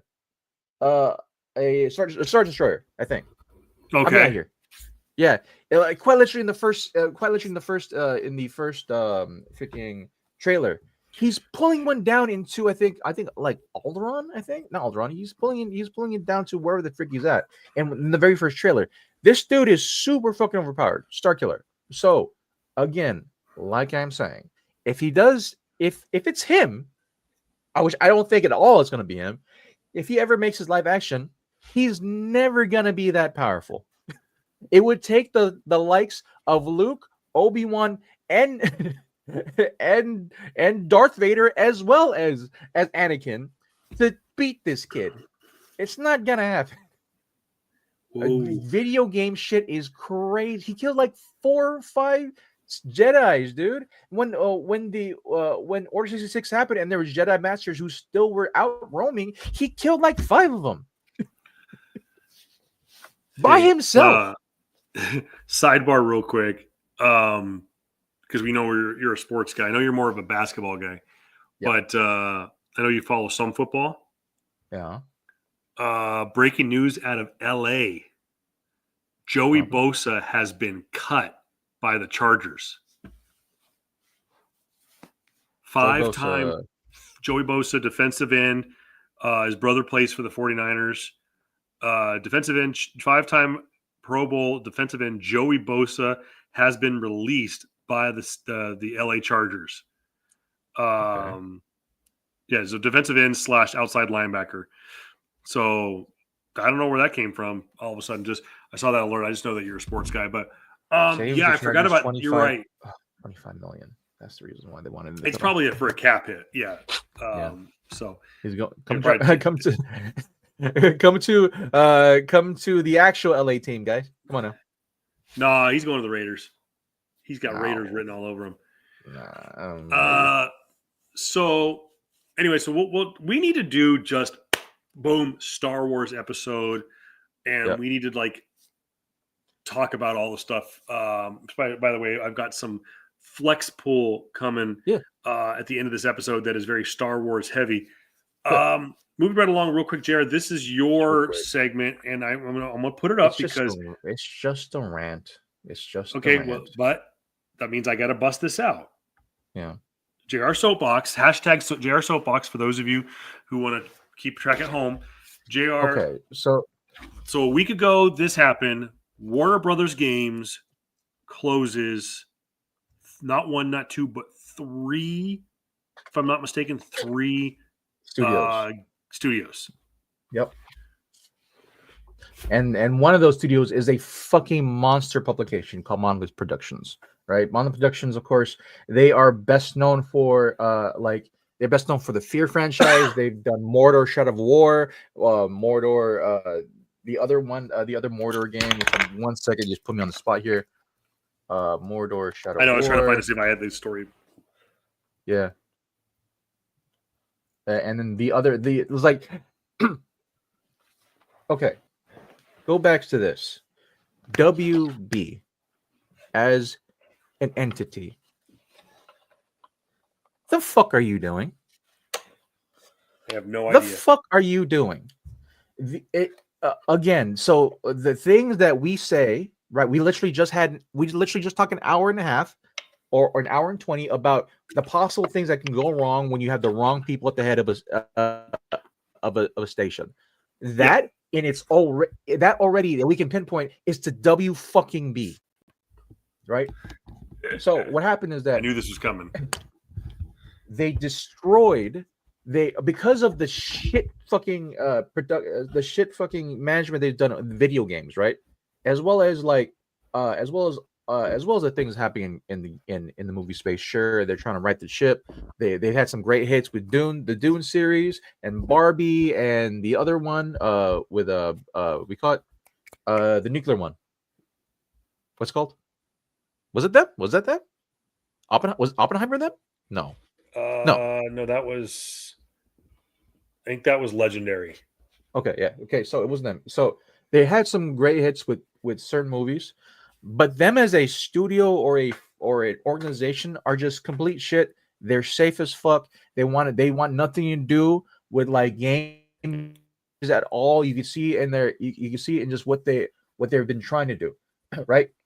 So they destroy this Monolith Productions, this franchise, this long running development crew that made Fear, OG game, Middle Earth Shadow of War, Middle Earth Shadow of War 2, I think that came out in 2014. Shadow of War and Shadow of Mordor. There you go. That was the first one, right? And what happens is that you have a lot of production heads, a lot of people that were just big old fucking CEOs or whatever, right? Say, hey, we want more money. So why don't you add this bullshit like, I don't know, loot boxes. Let's put loot boxes in there, right? Oh, let's put skins and do all this other crazy shit, right? Oh, last year we had this thing called Harry Potter. Oh, yeah, it made us $1 billion, but you know what we needed? We needed to be a live service game because we want more loot boxes. We want more skins. We want all this shit. We want $1 billion fucking franchise game. So why don't you do that with Suicide Kill of fucking Justice League? The fuck are they doing? And again, it goes to the point. It goes back to my point. I love how I heard it of Inside Baseball, of Moneyball. You put these fucking people that look the right thing, they talk the right way, they talk about this and these stupid fucking topics that make no sense to fucking video games, and you have forced people who've been trying to make a game that they wanted to make to do some other shit, right? I think it was either Monolith Studios or someone else been trying to make a new iteration of whatever the hell they wanted to make, right? Instead of Shadow of War, with something that features their Nemesis system. If you don't know what Nemesis system is, if you've ever played Shadow of War, is this thing where like if you hurt an orc, right, and you fuck them up so badly that they escape, they'll remember you. The orc will actually remember you, and that orc will either go up in level as status, right? Maybe you'll become an orc king or whatever, and you can either continue to fuck with him, or you can brand him and make him turncoat, right? That was a very revolutionized system for gaming, yeah. And the Monolith Studio wanted to take that and do something with it. And then WB is like, nah, you know what? You what's hot right now? Wonder Woman. So you're gonna make a Wonder Woman game. They did that shit for 8 years. Wonder Woman goes out the fucking can because guess what? Wonder Woman 1984 wasn't great. And so what happened when Wonder Woman 1984 wasn't great, and Gal Gadot and all the other politics with all the other preceding politics with Gal Gadot and her support for Israel, right? And the past and all that's happening. Oh well, you know what? Well, the Wonder Woman game just got canned now, and Monolith's gone now. So the things that we've been talking about on this on our platform, on this podcast for the longest fucking time, it's just inept people at the height of things that you fucking love. I love DC. I love WB Games and what they've done, but like, good God, you want to talk about just taking the soul out of something and you see a fucking just shade of its former self. Look nothing further than WB. Just look nothing further than that, because quite literally, Mortal Kombat is a shell of itself. The second you gotta pay, you have to pay money to see new fatalities. I'm like, you're fucked. You're fucked in the head. You're fucked in the head. The moment that you had to do that shit is so weird. The moment that you can loot box shit just to find a new knife or thing in a single player game, again, Shadow War, you're fucked in the head. The second you realize that a $1 billion franchise, in Harry Potter, Hogwarts Legacy, right? That's great. Yeah. But you know what? That's a single player game. We're not gonna do that anymore. But the next game that we're gonna think, well, we want freaking Suicide Squad Kills the Justice League. We're expecting to make $1 billion. That shit fails. And thankfully, the creator, the studio behind that, I'm missing the name right now, but they're the studio that made the legendary Batman Arkham series. Thankfully, they still have enough cachet to not go under. So what we're having now in just gaming in general is that you have a lot of shit and a lot of stuff that fans don't want. But obviously, the people that are in charge, they want to put it because guess what? It supposedly makes money because they think it's fucking Fortnite or Roblox or any of these other games that are making money hand over fist. Because guess what? People are going there. They're not gonna go to Suicide Squad because of Justice League. Who the hell wants to play, bro? If you want to be Harley Quinn, what do you think Harley Quinn's going to use? A bat, maybe your hands, right? If you think of, you're going to play Mr. Boomerang, what do you think Mr. Boomerang is going to use? His fucking boomerang. Why the fuck is all 5 characters using guns? Yep. Why the hell is oh my god, I'm blanking on the name. The shark the shark. I forgot his name. King Shark. But his other name, Naoya or something like that. I don't know what his name is. I forgot his name, right? But King Shark, right? Why is he using a gun? Why is he using shotguns? You want to talk about not understanding your audience, bro? Well, that was like surprised, and then being surprised when your audience, bro, again, we're going back to this whole thing. It's like, okay, now the studios is fucking done. You have hundreds of people losing their job, and now you're blaming gamers for not wanting to support your fucking bullshit excuse of a franchise when you don't listen to gamers. Again, Moneyball comparison. Do you get on base? You obviously fucking don't. You have no clue what the fuck base looks like. Yep. You don't. You're playing a whole different fucking game. You're going for a touchdown when you're playing baseball, bro. So again, like going back to Monolith, all of them, they've wasted supposedly somewhere between 8 to 10 years making a game that will never come out in Wonder Woman. Never, ever. You have people that have wasted 5 years of their lives that they can never put on their resume. Hey, I worked on this thing that was canceled, and I have no work to show for it. But I hope you hire me, bro. Stop giving credences to these soulless corporations like WB. I'm hoping James Gunn does something great, incredible with what he's doing at DCU. Truly, I hope that the heads of the organization, I hope the heads of WB don't fucking want to touch anything that James is doing, because you have somebody that loves DC, that loves the franchises, that actually has heart and soul being poured into it. And I just hope, I swear to God, I hope there isn't some fucking weird fucking Vince McMahon motherfucker in the background saying, "Oh, wait, Supergirl needs to be hotter. Oh, but instead you make a skin out of it," or some bullshit. I hope that's not the fucking case. Truly. Yeah. You just have a lot of people that have nothing to do with the franchise, nothing to do with the thing that you love being at the helm of it. Absolutely nothing. That's like, if you want a clear depiction of what's going to happen, it's It's WB. They're going to close down possibly 3 to 4, possibly 2 more studios, honestly, in the next 3 years. Because if the next hit doesn't make $1 billion, and I forgot which game coming out now for WB, if it doesn't make $1 billion, guess what? Hundreds of more people are going to lose their job. And they're still going to blame the gamer for not supporting their shit when they've been making shit. Yeah. And it's so tragic. It's so weird. No one's looking at the nuance of this thing. Who the fuck wanted to buy Suicide Squad Kills the Justice League? It was enticing as it sounds. to begin with. All right, cool. How's that go? And then you fucking kill them off for stupid reasons. Oh, well, actually, wait. Oh, spoiler alert! At the end of the the last season of Justice League kills the Suicide Squad. Everyone's actually still alive. Superman? Oh no, that was a clone that you killed. Batman? The dramatic showing of Harley Quinn shooting Bruce Wayne in the head of evil Batman. Oh, that was a fake. It was a clone.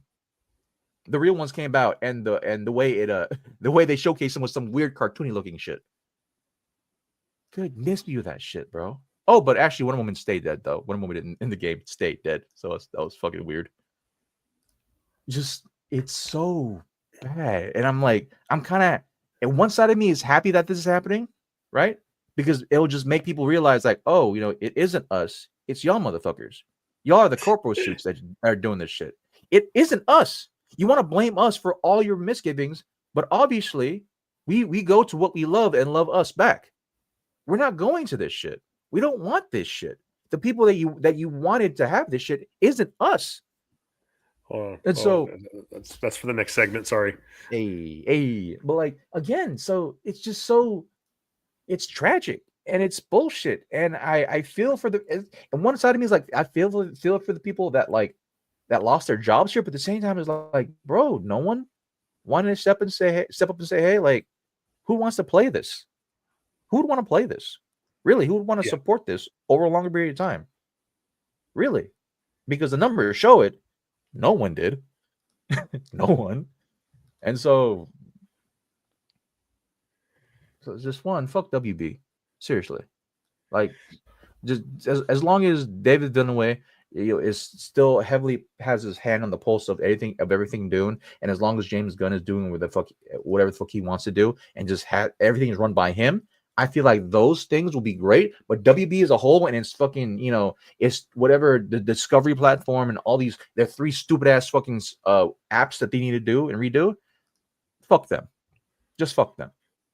Like, and honestly, if you're a fan and really care about the industry for gaming, you would say also, fuck WB. Fuck them. Sell it to someone else. Because clearly you guys don't care for it. Oh. Again, sell the studio, sell the whole thing. This segment brought to you in part by JR. This is JR's Soapbox, hashtag JR's Soapbox. If you want to hit some, hit us in the comment section.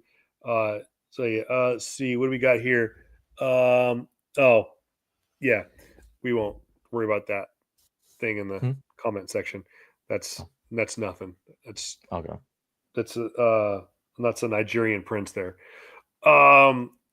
So I the only thing I got to say about the whole WB Games division is I'm wondering if if they're shuttering these 3 studios to reconsolidate and kind of go back to scratch, because James Gunn said when he took over DC Studios was we're going to have a film division, an animated division, a television division, and a gaming division, and it's all going to be connected.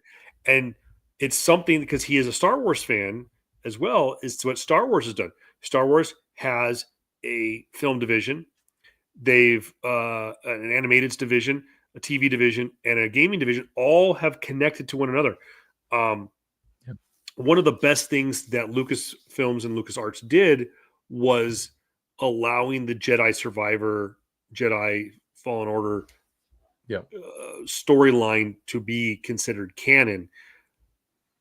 For those of you, if you haven't played Jedi Fallen Order, I'm telling you right now, peak Star Wars storytelling is Dave Filoni in the last 2.5 seasons of the Clone Wars. Yeah. Peak Star Wars storytelling is the entire Rebels series. Peak Star Wars storytelling is The Mandalorian three seasons.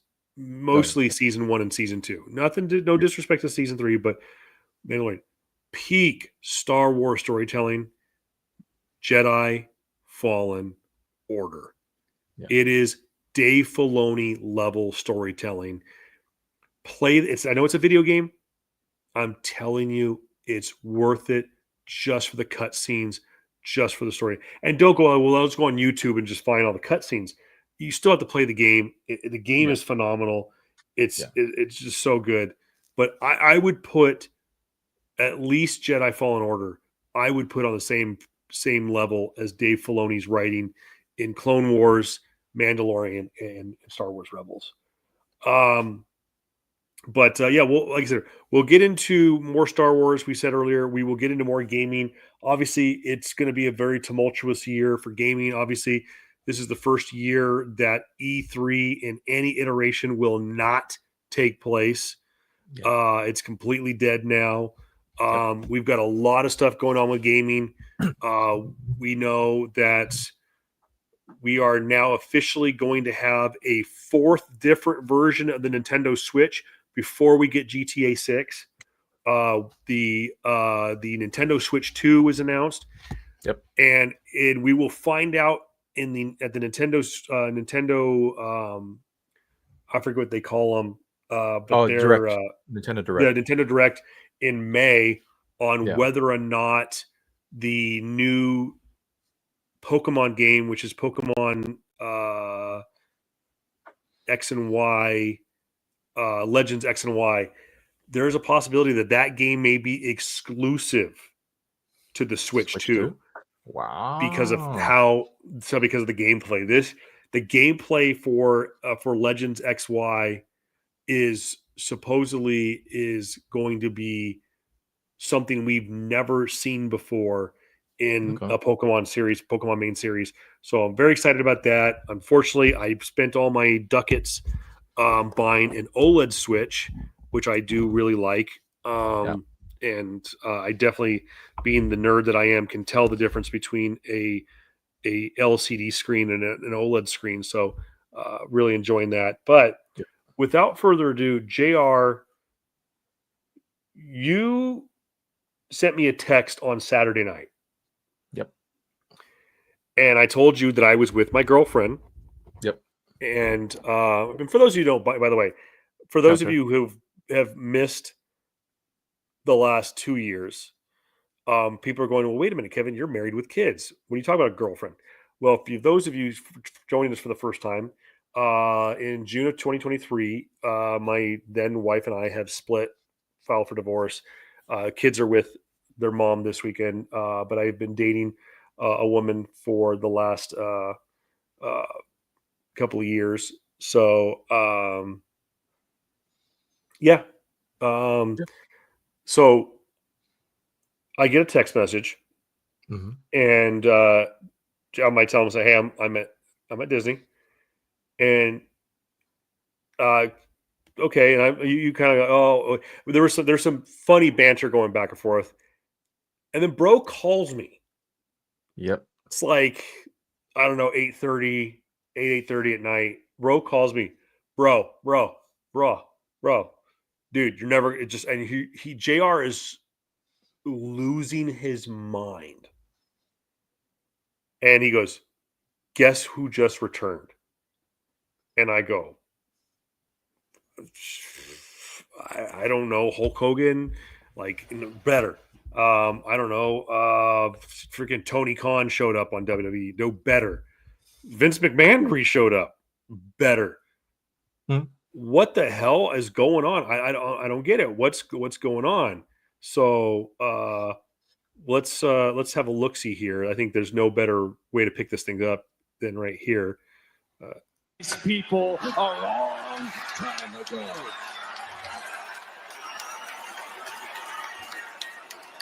Face. Hey Rock. Go yourself. Okay. Rock has been sitting there going like, I don't want your championship. I don't want you. I want your soul. Yep. So in a very impassionate promo, our good buddy here, Cody Rhodes, says, you want my soul? Go F yourself. Yeah. They've been going for about a week or two now. So this whole thing. One of the most weird and interesting promos of all time.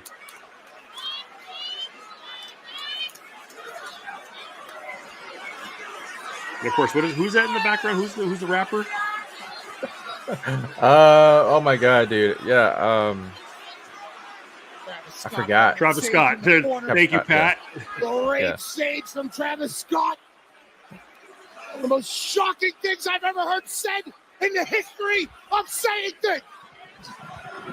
By the way, we do not own the rights. This is all copyright of the WWE TKO Holdings.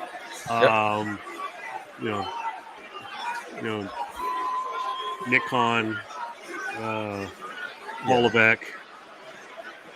He's like, yo, bro, that was tight. That's tight. This is tight. There is your main event for WrestleMania. John Cena. The most devious look. We have waited 20 plus years. Yeah. So that is what happened. That's how it cuts out. I couldn't find the longer clip because copyright and stuff like that. Basically, what goes down over the course of the next 10 minutes is him getting ass beat. JR, you watched it live and about shit yourself.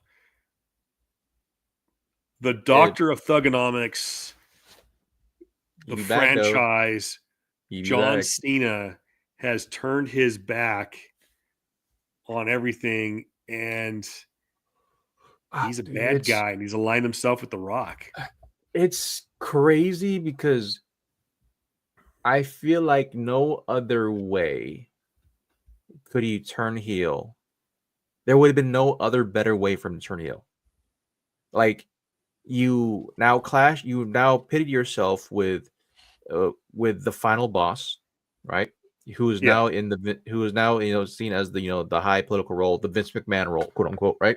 You the way you got to that spot of facing Cody, right, was that he was he took out Punk during Elimination Chamber after Punk ceremoniously took out no, it was him or it was John.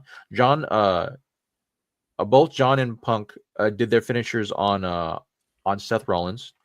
As Seth was coming out, as Seth was going out of the ring, Punk was pushed to the ropes, and then he got a curb stomp onto the metal of the outside casement of the Elimination Chamber. Cena saw that, dragged his ass literally back to the center of the ring, and did his STF, right? His submission finisher. And Punk basically was just out. He was knocked out. He was choked out, right? Kayfabe. And so that's how Cena won. Very underhanded. Usually if you were a face of that nature, right? Like, oh no, you'd tell Seth to get out and you would have a one-on-one with Punk. Nah, man. The second that happened, Punk was already still kind of out, dragged him to the center, did the submission, got the win. And so it was like, okay, that's kind of interesting. And it's crazy how like we're now on this edge. We've been on this like peak of like long-term storytelling now for the last couple of years for the WWE, where if we remember correctly to what happened in Royal Rumble when Jay won, right? When Jay won. Oh my gosh.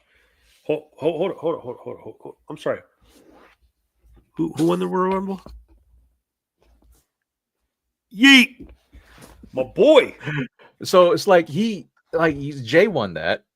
And so, but like what was crazy was quite literally, again, John was the who won the Rumble? Yeet.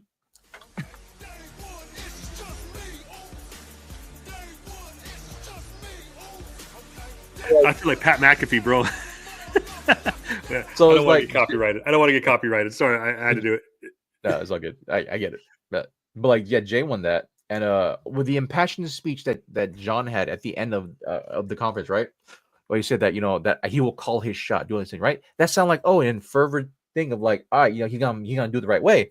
Now going back into this, like, oh shit, he meant do whatever it takes. He sold his soul to The Rock.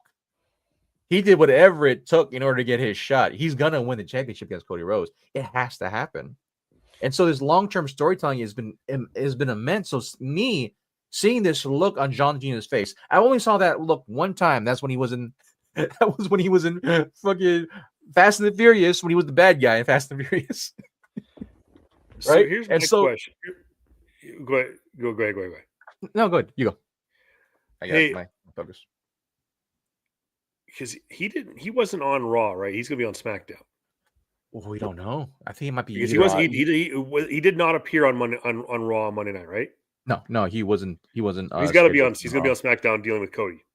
Maybe. Who knows? Which means we have not seen heel John Cena, and if there's a new theme song. Yeah. So my question to you, this is important. Yeah. Okay, you can't do the time is up, the time is now, you can't see me. You can't. That's why, by the way, I don't know if anybody noticed, the title of this week's episode is called Our Time Is Now. Little hinty hint there.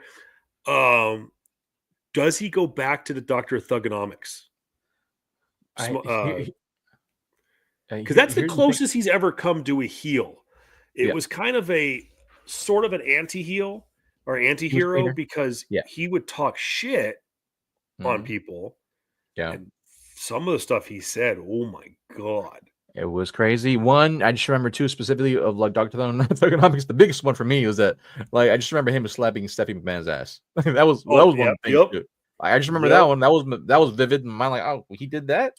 And so, because you think of John Cena now, he's very clean cut. Very much for the troops and very military oriented. I mean, like he's the Make-A-Wish guy. Forever, right? Number one Make-A-Wish a presenter, and so it's like you don't think of what was the era after before PG? What was the era before PG and after Ruthless Aggression? Ruthless Aggression. So you think of that, right? Now though, you don't really think of Ruthless Aggression, John Cena. You think of PG era, for the kids, rise above the hate. You can't see me, John Cena. But now we're getting a different one completely, and it's going to be interesting because, like I remember John Cena had a conversation or a interview about there was a time where he was going to go heel, where he had different he was thinking of putting on a singlet, and he was thinking of like the different music types, right? I want to see how they treat this. Definitely. Is he gonna go? Is it gonna be very much the same? The same theme song, but like a remix version, very much like The Rock's is. That would be crazy.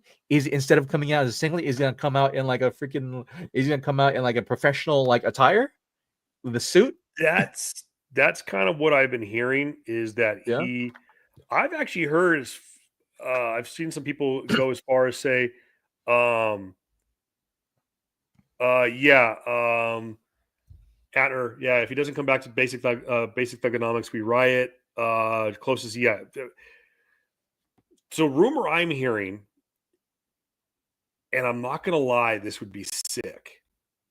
Is the rumor I'm hearing is he's cutting his hair, and he's going bald. Really? Going the full Austin. Okay. So I'm kind of I'm thinking about that. I was like, we've seen him with some short hair, but for the most part, he's always had hair. I mean, imagine this is a one clip right now. For those who are watching us on YouTube and stuff like that. By the way, thank you. I'm rocking a one clip. So imagine, I don't have the same build as John, but like that's what it would look like.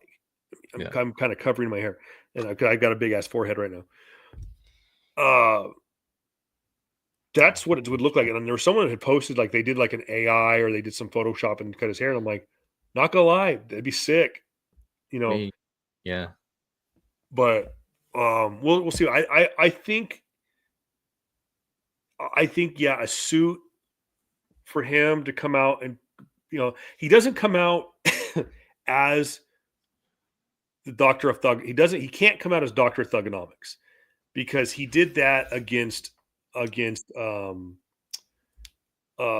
what's his name? Elias, and it got popped. So he has to change it up, but at the same time he has to change the music But here's the problem that they're having with music is when you change it.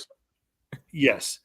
And that's the problem is it's so generic that no one responds. You have to have something that punches, but that's different because people are going to react to when that music is the da da da da. There are people are going to react to that, and they're going to still want like, oh, well, is he a? But like you said, do they tweak it a little bit and do with the rock and add like a little like solo guitar, whatever. But I'm just thinking you go back to the Dr. Thugonomics and but part of me wants him to go back to that theme song, but then part of me goes, does it work? Because that's not what he's about. That's not what he's doing. So my fear is they are going to go with a new theme song, and it's going to be a new original theme song or a punched up version, like a harder version of the Time Is Now track. Which, by the way, you got to think about it. He has not had a different theme song since Basic Thugonomics. Yeah. It's always been The Time Is Now. Yeah. Oh, well, it's going to be interesting, or it's going to be interesting because like it's great.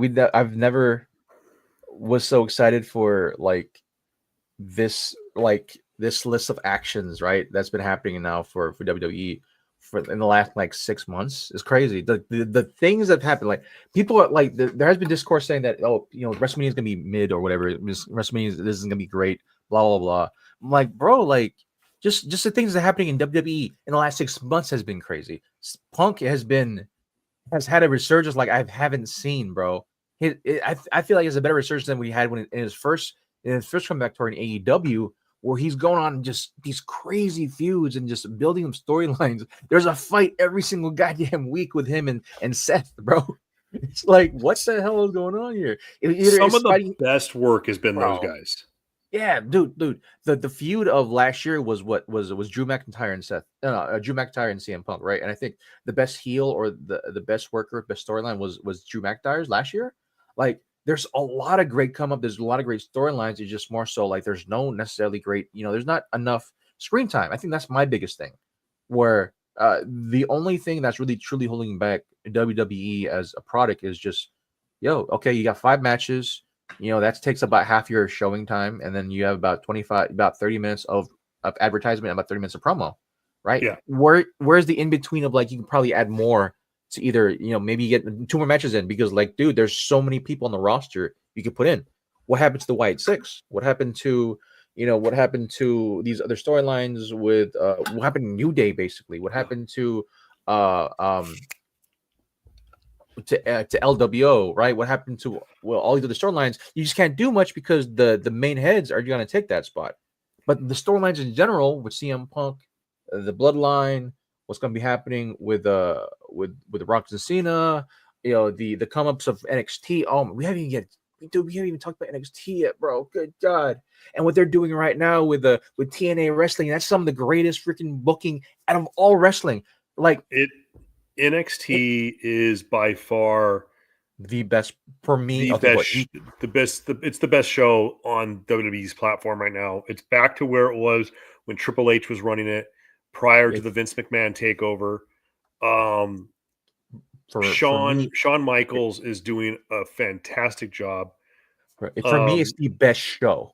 It is the best show. The best show, the best wrestling show out right now. I'm going to tell you right now. I can't believe I'm going to say this, because this is the first time in years, maybe even decades, that this is true. But Monday Night Raw is the second best show in WWE. SmackDown used to be number 1, and if SmackDown wasn't number 1, it was right behind NXT. And it's been like that since the Ruthless Aggression era. So you're talking about almost 20 years that SmackDown was the best. Yep. Best main roster show. And it's fallen down now. Now they brought in, of course, Jesse James is back as the head co-writer. People are saying, well, that's the problem, that when he wrote before it sucked, and they've given him the bad rap for the last couple of weeks. But the problem is you got to take into consideration is that he can't just rewrite what they've been working on. They said so themselves that the heel turn for John Cena has been months in the planning. So, Jesse Road Dogg can't just change it on a fly. So we'll see what happens. But some great stuff is going on in the Netflix era, bro. It's like the one of the surprising things that haven't honestly been getting a great spotlight is the resurgence of the tag team division, right? You're talking about one Fraction being the best tag team in the world. That's on NXT. You have a come-ups of you have the come-ups on NXT as well. I forgot their names, but they're like bro. It was Fraction versus look at I think it was NXT takeover, right? Fraction versus this one group. These guys are fucking huge. They're fucking amazing. I forgot their names of it right now, but they're come up. You got Morrissey Machine Guns coming through. You got oh my god, dude. You have New Day. Hopefully they'll get back to take the rust off. You got the Warhogs. No. That's AEW. War Raiders. War Raiders, right? That War Raiders coming up. You have bro, you have DIY, bro. Just give us an 8-man 4-way tag team, with DIY, Fraction, Morrison Machine Guns, and I don't know if I want War Raiders, but what's the oh my god, dude, who is Bianca Belair's husband and his squad?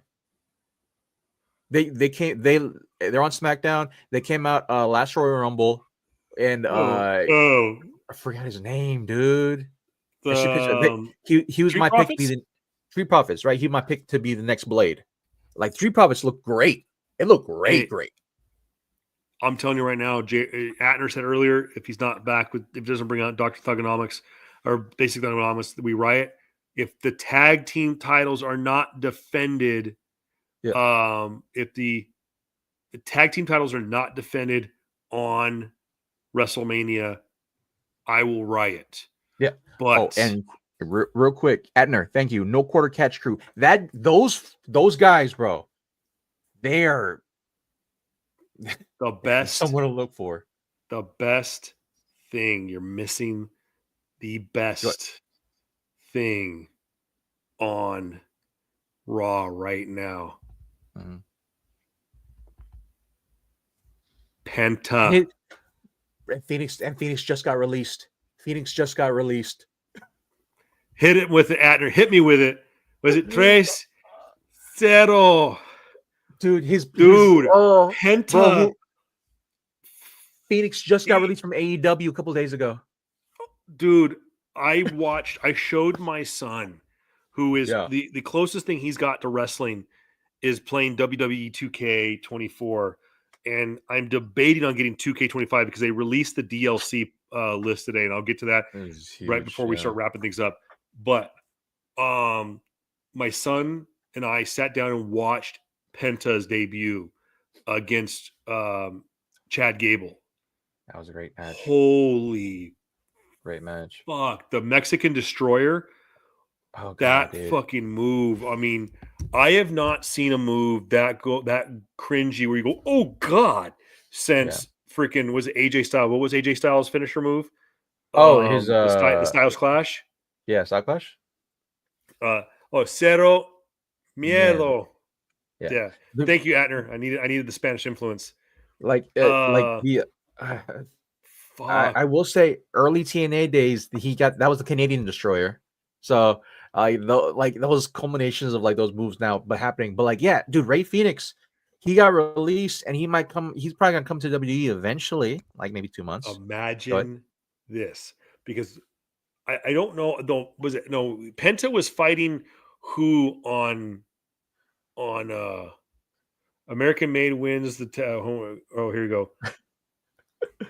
American Made wins the tag team titles and Lucha Bros fight for them at Mania.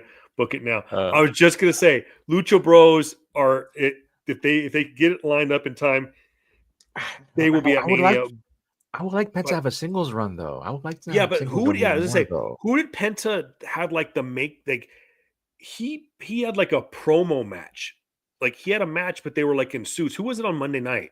Oh, that was against Ludwig Kaiser, I think. It was Kaiser. Oh my god, dude, those guys just bro, like this is what I'm saying. Like like we're in a weird era where everyone top down are just athletes.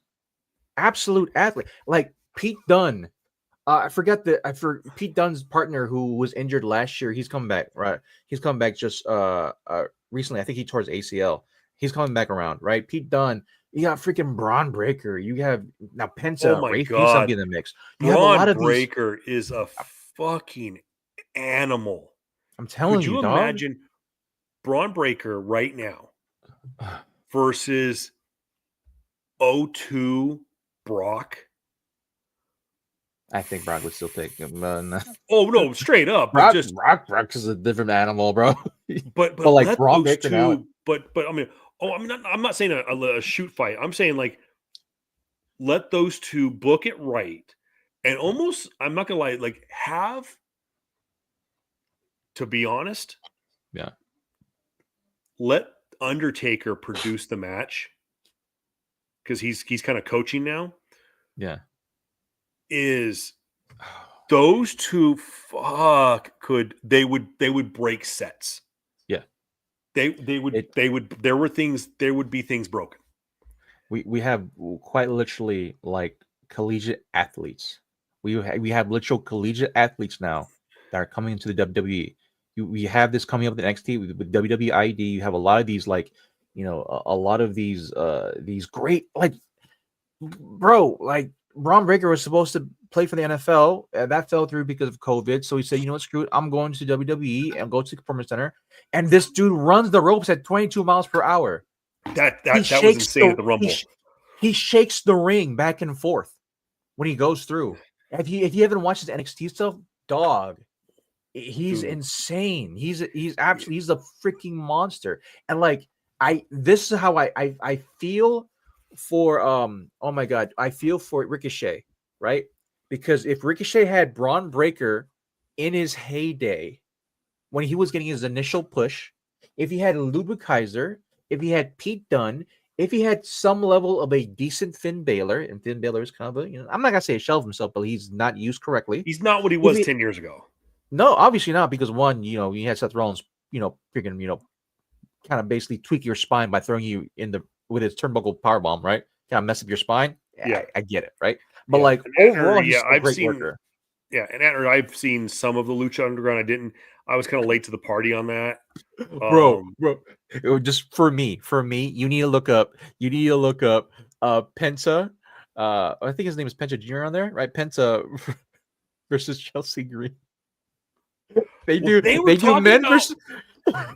men versus women matches, and Penta is most of them, right? And so you have Penta slapping shit and doing Mexican destroyers on Chelsea Green, Io Sky, Kairi Sane.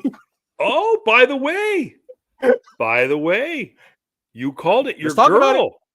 Let's talk about your girl beating mommy. Io Sky, the new WWE Women's World Heavyweight Champion. Great. The queen of Monday Night Raw. Great. Raw. The one thing that the biggest minus for me for Triple H's booking is that he sadly does not know what the fuck to do with women's division, right? Which is funny because that's what he was amazing at NXT. I still feel like that was more so Sean.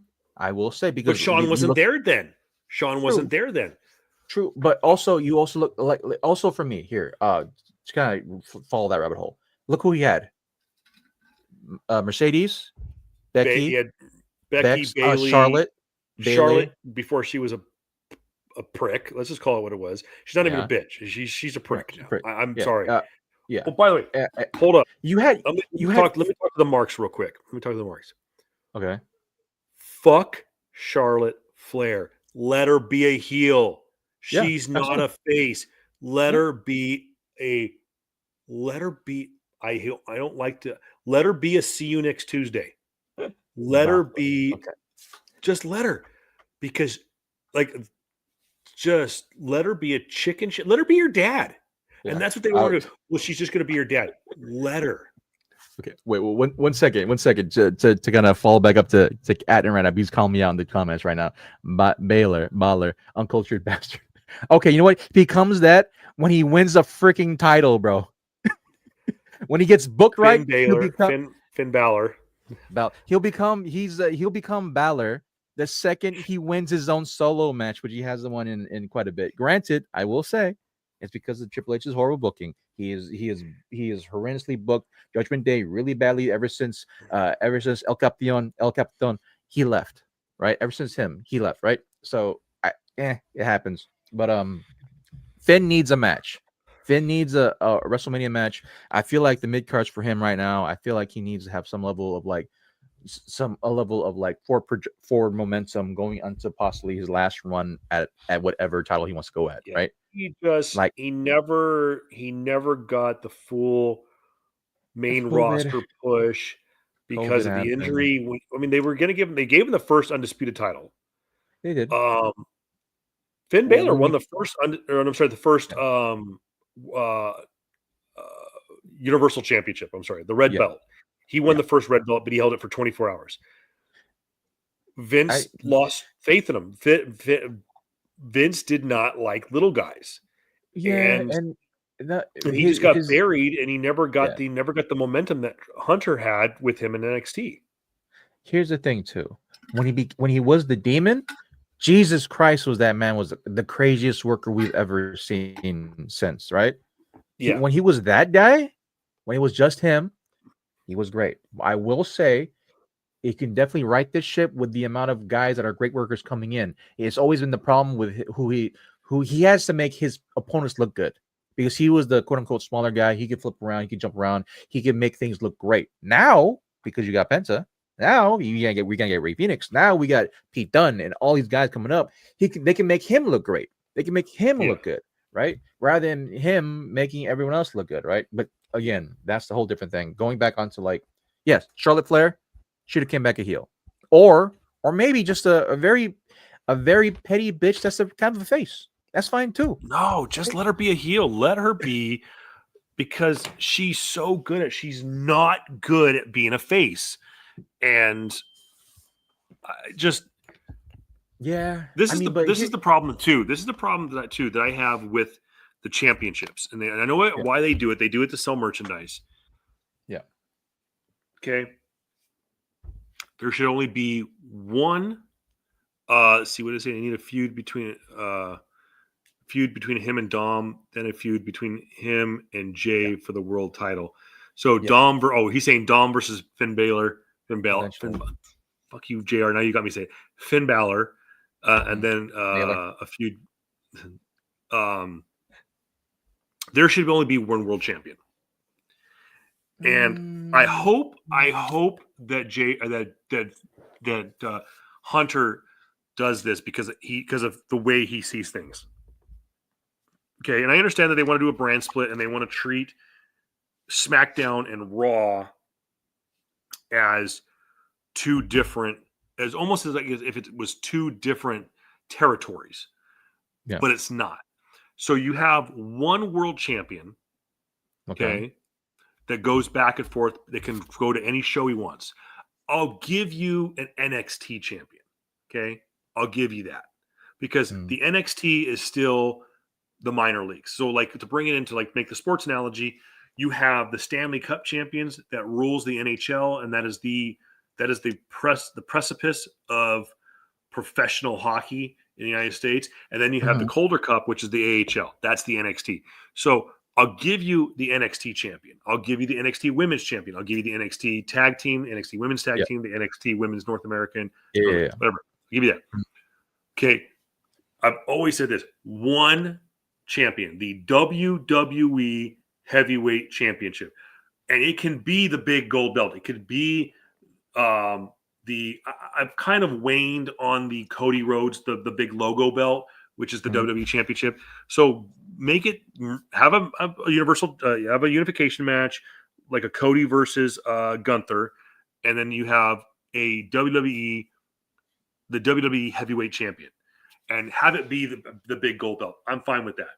Okay, and that champion can rotate to Raw or SmackDown, or to TNA, or can go to GCW over in the UK, or can go to because they're trying to get back into Japan, they can go over to All Japan or New Japan, or they can go to AAA.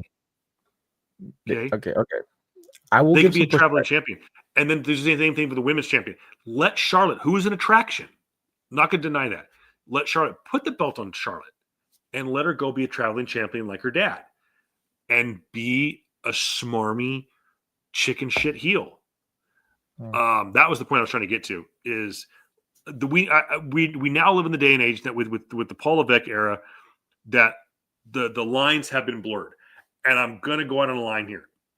Okay, it's going to happen. Mark my words. One of two things are going to happen. TKO is going to buy AEW because what's his name? The dad, not Tony, but the dad. Yeah. Anyways, Mr. Khan, the guy who owns the Jaguars, is going to hey kid, Tony, start making a profit, or I'm going to stop sinking money into this bullshit thing, or I'm calling Paul and we're doing a crossover. Mark my words, in the next couple of years, WWE talent will appear on Dynamite. Okay? It's going to happen because Tony Khan will lose. They're a sinking ship, and we will, and you know what? And Triple H will go like, keep it. Let's work together and make a better product. Look at TNA. TNA was dead. They were dead in the water. They were holding on to dear life, and they just give a little taste of a crossover. They're not going full invasion, but any given week you could go to TNA tapings and go like, oh shit, there's fucking DIY. There's what's your boy's name? The big NXT was the NXT champion. Obafemi. He could show up. Whoever, Roxanne Perez could show up on TNA. So I think we're in the day and age. I think we're going to see a modern twist to the traveling champion. And Hunter teased it with why he tried to really push NXT UK, where he would have WWE champions or NXT champions going to non-WWE wrestling independent shows in the UK to give their NXT talent. So I think it's not out of the realm of possibility to see a traveling champion. So sorry, I didn't mean to cut you off. I will say this. I will push back specifically on the unification and the traveling champion bit, because the main reasons, one of the biggest reasons why we saw the split of the titles, as well as like just having one champion per thing, was very much the same thing that was plaguing the company for the last 10 years. Just like, okay, you have a set group of people, they travel 42 weeks out of the year or more, right? Now you're gonna have them go on other shows. They're gonna have to do Raw. They're gonna have to do if it's one champion, if it's, let's say, Cody, right? He's gonna have to do Raw. Yep. Maybe he goes TNA. That's on a Tuesday, right? Tuesday or Wednesday. And he probably has to go on SmackDown, which is on a Friday. He's traveling 3 days of the week. He's traveling. He's on 3 shows out of the week. He's traveling 4 or 5 days out of the week, having to prepare all that stuff, right? If the championship's back on Roman, that's even less time, right? And so the biggest thing too is that the biggest judgment I would see is that we wouldn't have any of these storylines, right? Because everything leads up to these separate championships. If it's only just the one championship, we can only legitimately say, okay, then it's either going to be CM Punk or Drew McIntyre. That's it. But here's where I go is, because I came up in the day and age on. I remember when the first Monday Night Raw I ever watched, and I didn't know enough about wrestling, but I knew that the champion showing up on TV was a big deal. And I can remember the very first Monday Night Raw I ever watched. Stone Cold Steve Austin was the champion, and he showed up on TV. I was like, holy shit, something's going to happen because the champion's on TV. So I grew up in a generation that the champion wasn't always on TV. So the fact that Cody, you're saying like, oh, Cody Rhodes he's got to show up on Monday night, and he's got to show up on Thursday night, and he's got to show up on Wednesday night at NXT, and maybe he has to show up at TNA on Tuesdays, and maybe he has to show up possibly if they do a thing. He could show up wherever for Dynamite. He's traveling 5 days out of the 7 weeks. Out of 7 days a week. I'm not saying that he travels every day, but it's a possibility. You sprinkle you just kind of sprinkle it out there, and you do it every once in a while. Like you said with Roman, Roman would be perfect because Roman doesn't work every day, and you all of a sudden your champion shows up. Oh shit, dude! He just showed up in Japan. Holy crap! He's going to go wrestle Okada. So there's my inherent problem there. You have a part-time champion. What else is your roster going to look forward to? So that's the thing. Now it opens it up, and you now Thursday night. Opens up to what though? Okay. So you allow the Intercontinental title that has been a dog shit title for years to mean something. Allow that. It's like when Shawn Michaels was the Intercontinental champion. Actually, when Shawn Michaels was the European champion, he was the main event. Okay. Where was the WWE champion? That was when Undertaker was the WWE champion, and he was like mid card. Okay. So again, pushing back then, if that happens, Braun Breaker's not Intercontinental champion. Because if it's one champion, it's most likely gonna be the top other ones. CM Punk's gonna be champion. Drew McIntyre's gonna be champion. Seth Rollins gonna be champion. It's gonna be gatekept then, because let those two just wrestle each other and not have to have a title. Titles you put on people that need it. Again, but like that was the whole spiel of what WWE's been doing now. Everything is pushed towards this ideal of greatness where it's behind a title.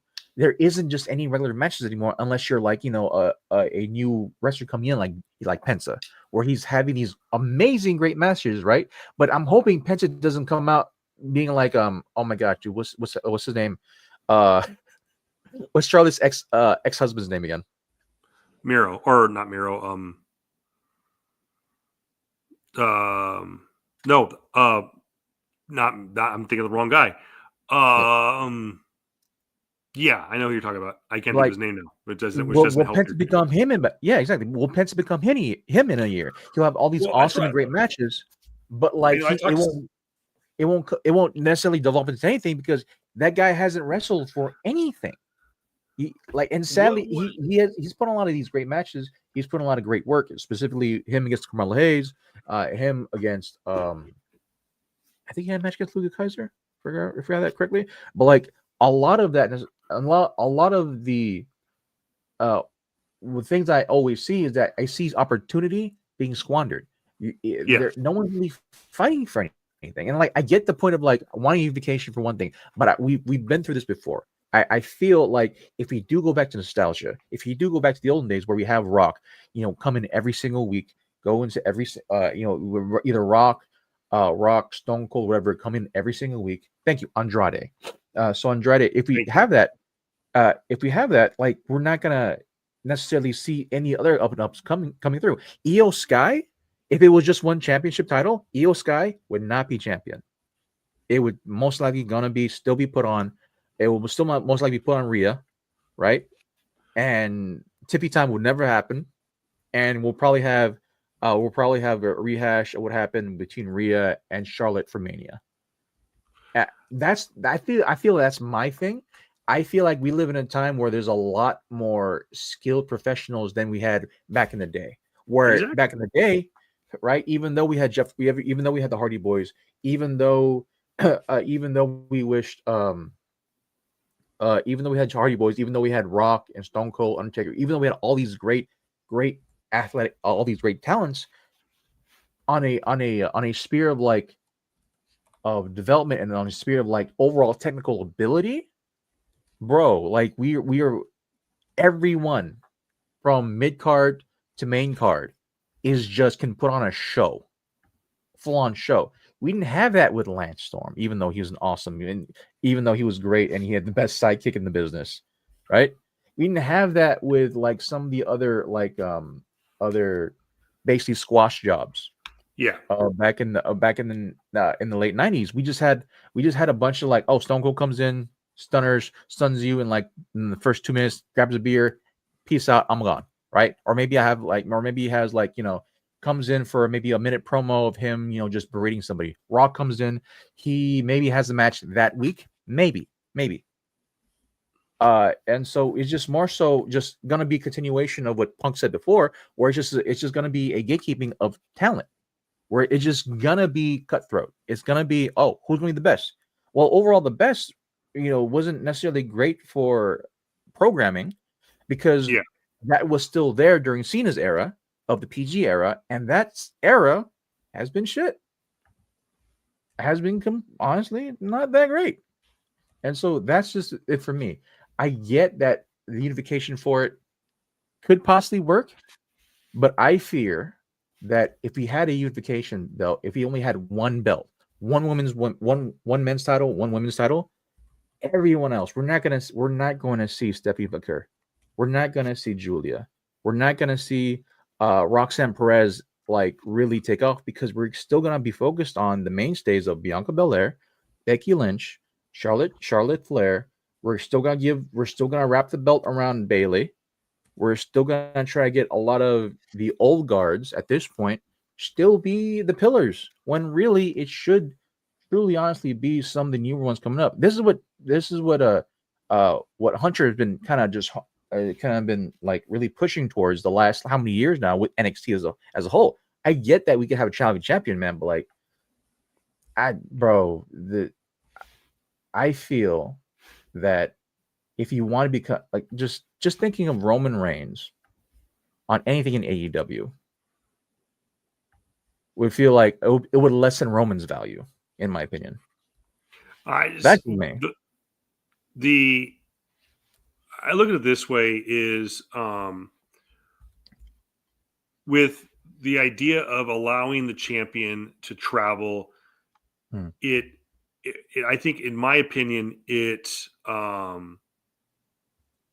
increases the value of the title. So it makes your champion that much more valuable. Mm-hmm. And yeah, when your champion is not there, they're not there making new champions. But I'm saying this is, and it doesn't have to be an everyday thing. I mean, the NWA didn't do it all the time. There was a lot of time where the champion was in the territory making talent. I mean, when Ric Flair was the champion, I mean, shoot, let's put it that way. I mean, obviously he was in town enough to make Dusty Rhodes the champion, enough to make Sting the champion. Whoever it was, but of course he went over and he defended it against different guys in Japan. Sure. He would go to Mexico. He'd go to the Middle East. He would go to Africa. He'd go to the UK, never dropping the belt. So you can go over there and just, like I said, it can be you can be a one-off thing. I know that there was, I think, actually, I want to say Finn Balor was supposed to be going to making a Japanese. I mean, there was a story coming out that Triple H is allowing guys to make independent shows. Yeah, last year. Yeah, but anyways, that was just my point. Is like, I think you need to consolidate. I think there's too much going on. There's too much clutter. There's too many belts, and I think it also would allow the other titles to kind of breathe a little bit. When was the last time the Intercontinental Championship was defended at WrestleMania? Last year. When was it? It was, because that's when Braun Breaker won it. Okay, but before that, it hadn't been defended. I think it said it was like 10 years since it had been defended. No, okay, wait, but here's the thing, though. I will push on that. That's revisionist history, because Gunther was the greatest Intercontinental Champion since, right? Yeah, but Gunther never got a chance to defend it on WrestleMania. He fought night 2 at WrestleMania a couple of years ago against he dropped the title to Sammy at WrestleMania. Well, okay, but that was last year. So yeah, I don't know. It just seems like it has been. But then you look at the United States Championship. I mean, I think that was defended by. Okay, that was a terrible fucking championship because Logan Paul had it for like a good 2 years. Yeah, but you know what though? Yeah. I'm not gonna lie. Okay, I'm gonna say something. Don't do this bullshit. Don't do this bullshit by defaming Gunther, right? By giving props to fucking part-time Logan. Okay, don't do that shit. Dude, don't do is a heel. Huh? You want to root against him. He's a heel. Gunther's a heel too. But different. He's okay. Triple H back in the day was a heel, and then you had Lance Storm, who was a heel, and they were different kinds of heels. I hate Logan Paul for the same reason you hate Logan Paul. And I saw him at WrestleMania, and I booed my ass off with him alongside 110,000 other people at SoFi and just booed him unmercifully. And the only people that cheered for him were like the 13 fans that watch him on YouTube. Okay. I mean, the guy, hate him all you want. The guy's a businessman and he's got a promoter's mentality. Him and his brother. They may not be good people, but they have a promoter's mentality and they know how to be a heel. And so that's why it's like, put the belt on him, because here's the thing. And this is going to, this is me having listened to, what's his name? Brother Love. Oh my gosh. Bruce Pritchard for so long. Okay. The person doesn't make the championship makes the person. Okay. So, that's what a championship is for. Like in the case of a intercontinental title, a U.S. title, a tag team title, a cruiserweight title, a European championship, those make people. So they get up here. And then if they need it, they put the big belt on them and let them run wild, like John Cena did. Okay, there's a reason why. How many times has Undertaker been the WWE champion? Okay, that's beside the point. No, you didn't need it. Some guys just don't need the title. If you allow a guy like, say, Gunther, would be a great example. Heel champion, let him go fight the face of another company. Have him go to the UK. Have him be the smarmy, I'm better than you. I wrestle in New York. I wrestle in the United States. I'm big. I'm better than you. Blah, blah, blah. And go around the world as this smarmy dick champion. While back at home, you allow a guy like Braun Breaker to elevate the Intercontinental title to actually meaning something.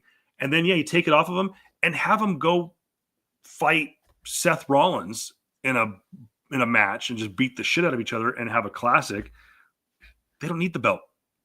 They don't need the belt because, I mean, I could think about, people say to this day, one of the greatest wrestling matches in the last 20 years at WrestleMania was Shawn versus Taker. Okay. They did it 2 years in a row. Neither one of them was for the championship. I have to push this little thing out. If every inclination of one to go back, no. Logan Paul championship, no. He has for as long as he had the fucking US title. I think he defended like what 3 to 4 times out of his like 4-year reign. Fuck no. Who the fuck do you think he is? Roman Reigns? No. Fuck no. And one, if you think putting the title on him will make it bigger, like, all right, cool. Then let's put the TNA Women's Knockout Champion on Tessa Blanchard, right? After she's openly professed that she said the N-word out loud in front of people, let's just put it on her now, right? Because look at all this heat. Look at all the heat she's getting. Like, it's obviously a different reason why. One, fucking reason why people hate fucking Logan Paul is, one, he's Logan Paul, and two, he showed a dead man on screen after he took his own life in Japan. Come on now. By the way, By the way, we don't hate the reasons. By the way, talking about being a good heel, Good. Dominic Mysterio. What a fucking heel that guy is. The better He goes representation. The better representation of being a heel will be Dominic Mysterio. Oh, absolutely. Dude goes on to Logan Paul's podcast and they're talking about stuff. Says, "Hey, why don't you?" He's like, "Hey, Logan, why don't you?" And sells it. He goes, "Why can't you go back to Japan?" And the awkward silence. I was like, "Oh, bro I'm losing my freaking track now. So, but again, go ahead. So sorry. That would also just mean then, all right. So we're just gonna have Seth. We're gonna have Seth Rollins just fucking do nothing unless we have a champion fight for him. That was my whole problem, right? The storylines right now been put out has the storylines right now has all been for one thing, to have a shot at the championship. They're on separate championships, right? Because if you only had one champion and still Roman Reigns, then finishing the story with Cody Rhodes never would have been a thing. No, right? That's where the belt means something to the story. The belt, here's my problem. Is okay. No, let me don't tell me. I was on a roll, brother. I was on a roll. Come on now. Okay, go. Okay, so the belt on Cody wouldn't have fucking meant anything because he would have had a fight against CM Punk that same year, as well as Drew McIntyre, as well as Seth Rollins, guys who've been in there way longer than he has. So again, it's this culmination of gatekeeping at the top. We've had this same role of being the bodyguard of the champion for the longest time, right? We've had that in UFC where the number 2 guy is always going to face off against everyone else, and the number 2 guy is always going to lose to the number 1 guy. How it always is, and the inevitable number 2 guy in WWE before CM Punk came back and before Cody came back was always going to be either Seth Rollins or Drew McIntyre, or to a certain extent, lesser extent, Brock Lesnar. Right? It was always going to be those guys. I feel like you need to have separate championships in order to truly acclimate every show. Like one, bro. Like every WWE one is you're always gonna have 5. You're always gonna have 5 matches, and it's gonna be a combination of maybe you have 2 women's matches and 3 matches for the guys, and one of those matches maybe is a tag team title, right? Every week, 52 weeks out of the year, those are gonna be 5 matches. We have an hour of promo. Who are we gonna promote, right? It's just we just have too many people and too many engaging storylines right now in order just to stick to one belt. That's my problem. And going back onto let me go back into going back onto freaking Atner right now, right? This motherfucker right now, a comic won't have a good storyline unless the cover art is amazing. What? He's not wrong. So what he's saying is, okay, Penta versus Ludwig Kaiser. Yeah. Okay. What championship are they fighting for? Nothing. Exactly. But they don't need a belt. So my point for that one is, what are they going to do with it? Because again, going back to his other point, Penta is Andrade is who Andrade wish he could be, right? That one. That's what I'm hoping that's not going to happen, because Andrade had this huge buzz and great matches a year ago. He's doing nothing now. That's my problem. Andrade was nothing. I said this before. Once they took what's her name? The Puerto Rican girl. She just went from Raw to SmackDown. She was in the LWO.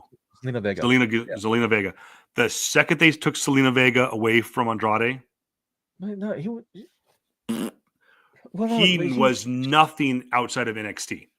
Sorry. That was years ago though. Like I know, exactly. But like, tell me what he did. He went to AEW. I know he went to AEW. And yeah. What did he do on Monday Night Raw? Nothing.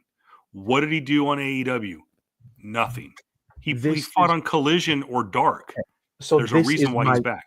This is my inherent problem. Okay, the thing about this that would before being cut off here is that the problem I'm having is already the problem with AEW. where you have a lot of great talent and nothing to show for. Nothing to show for. And so, like, you have great matches, you have great storylines come out, you have all these things come out, but they lead to nothing because you're not going to reward these guys. Yes, Ludwig Kaiser should be definitely competing for the Intercontinental Championship. It's not going to happen because Penta is going to be the guy to push for it. Because here's the other thing too, and you're not wrong. You're not wrong. Because it used to be it built to something. You had some of the best matches I've ever seen in my life was back in like 99, 2000. The Rock versus Triple H. Yeah, some of the matches they were fighting for the championship. But some of the times they were trying to get back into the title picture.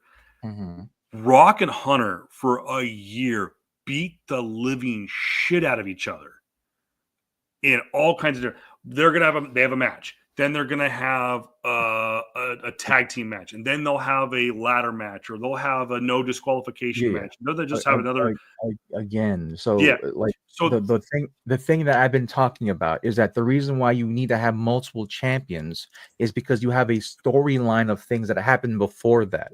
But now, if you want to cut off championships, right, you have storylines that kind of lead nowhere, but other than just great matches, and that's fine and everything. But if that's the case, then like, why is the buildup leading up to absolutely nothing? Then, like, well, that's the thing is the greatest fucking storyline that has happened in the last year had to do with a fucking bracelet, and it belonged to CM Punk. But the reason why that mattered more, but the reason why that mattered the most is because Drew McIntyre wanted to stop CM Punk from getting Cody's title. The idea still is very much the title. It's the title because it's the thing that everybody wants. What was the storyline today where why did CM Punk again wanted to win for the title? But the reason why he's had every level of confrontations because everybody wants to stop him from winning the title. And so the storylines comes from having multiple titles. If you just have one title, guess what? The CM Punk storyline probably won't be there. We're probably going to be more focused on maybe Cody finishing his story, right? We're going to look at all that stuff. A lot of the other stories are going to be cut off that are great right now. Well, here's the other thing too is you've now got 6 hours of television a week for wrestling content. 3 hours on Friday night for SmackDown, 1 hour for NXT on Wednesdays, and Monday Night Raw is 2 hours. Yeah. And by the way, 2 hours virtually commercial free. So you're getting 2 fucking hours of prime, and you are broadcast around the world live. Yeah. So here this is what I would do, and we'll kind of come full circle, and then we're gonna do a wrestling show just to do a wrestling show. We're gonna do a show just to do wrestling. If it were up to me, like right now, I would find a way through storyline to make Gunther the face of the company. Cody Rhodes doesn't need the belt anymore. He has finished the story.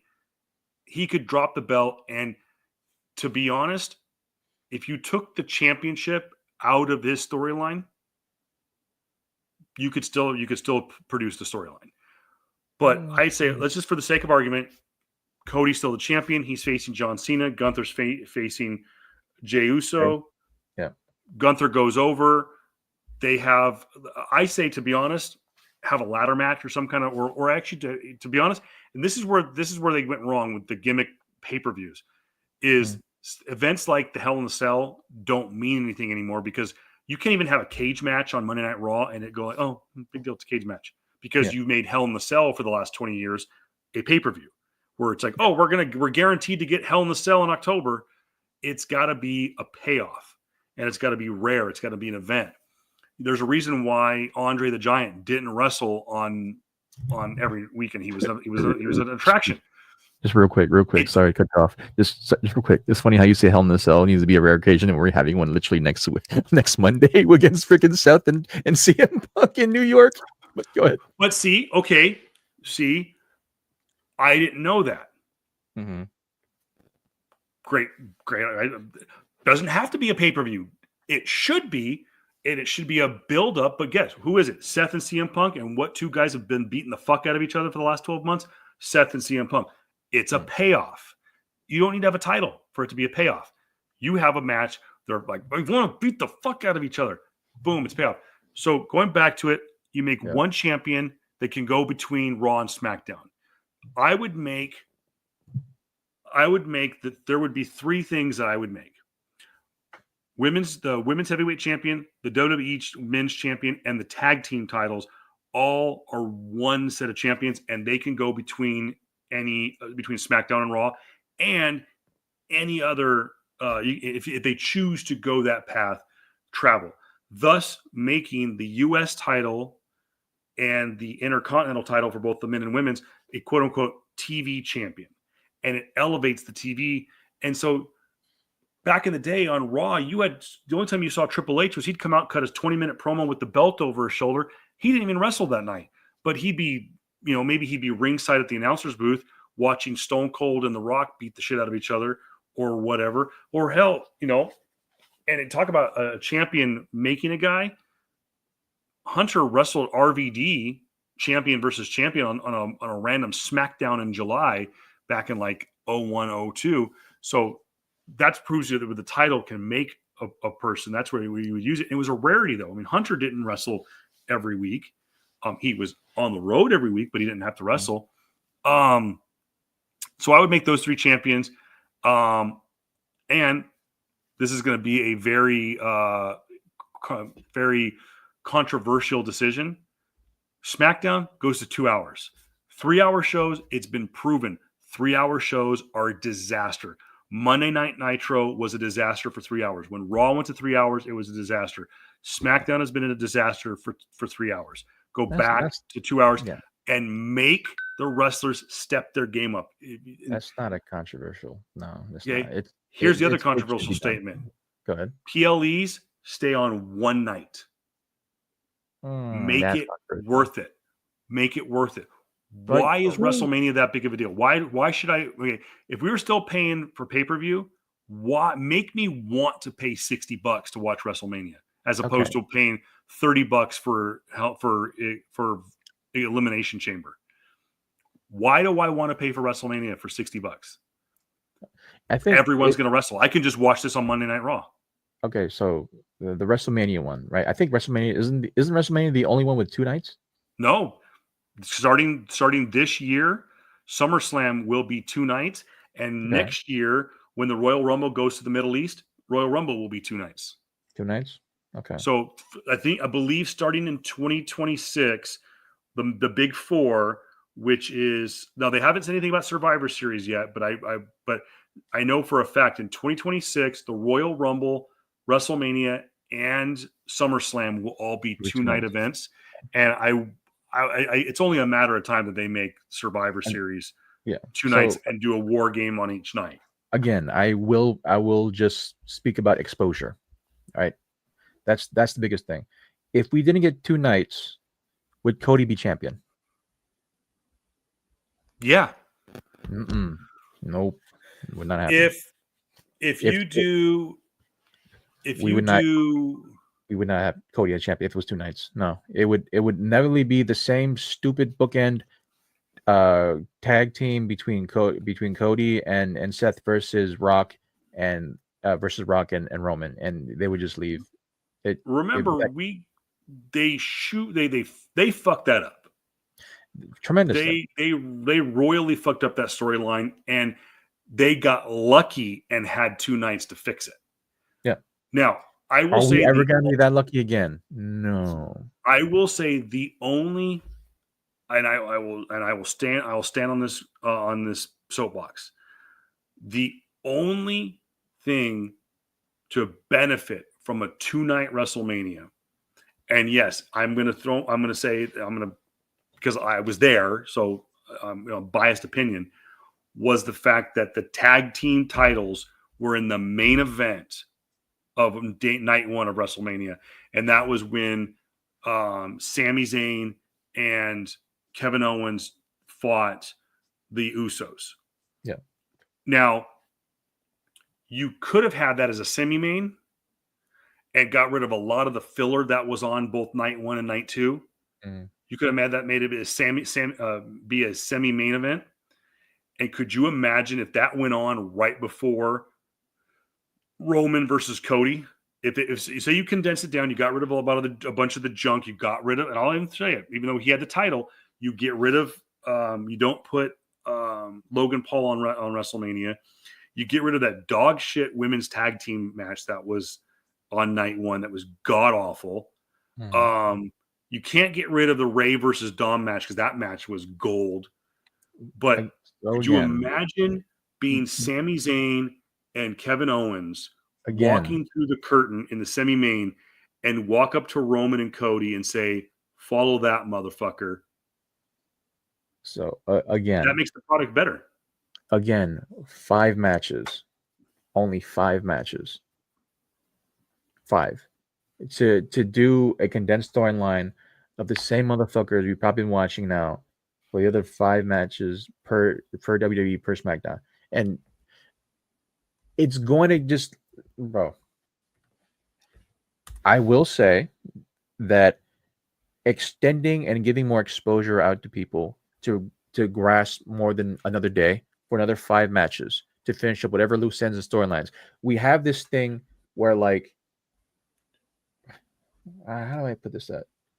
We can't love multiple storylines and then hate them at the same time. We do the same thing with MCU, where like we want more storylines to kind of map up everything, right?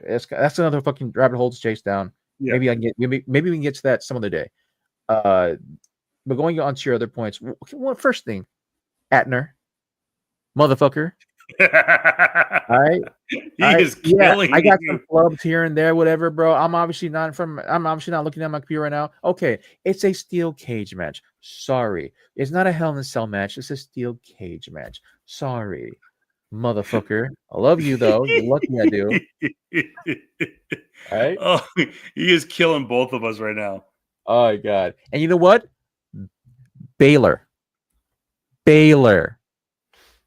Punk ass. Anyways, no, but yeah, going back to your SmackDown one, yeah, it should be. I think the cutoff should be 2:30 at least, right? No, not at least, but like the cutoff should be 2:30. If you have 3 hours, give me more than 5 fucking matches. Yeah. Period. Because like the biggest thing that I got from AEW, what AEW does is at least you get a little bit more matches than them.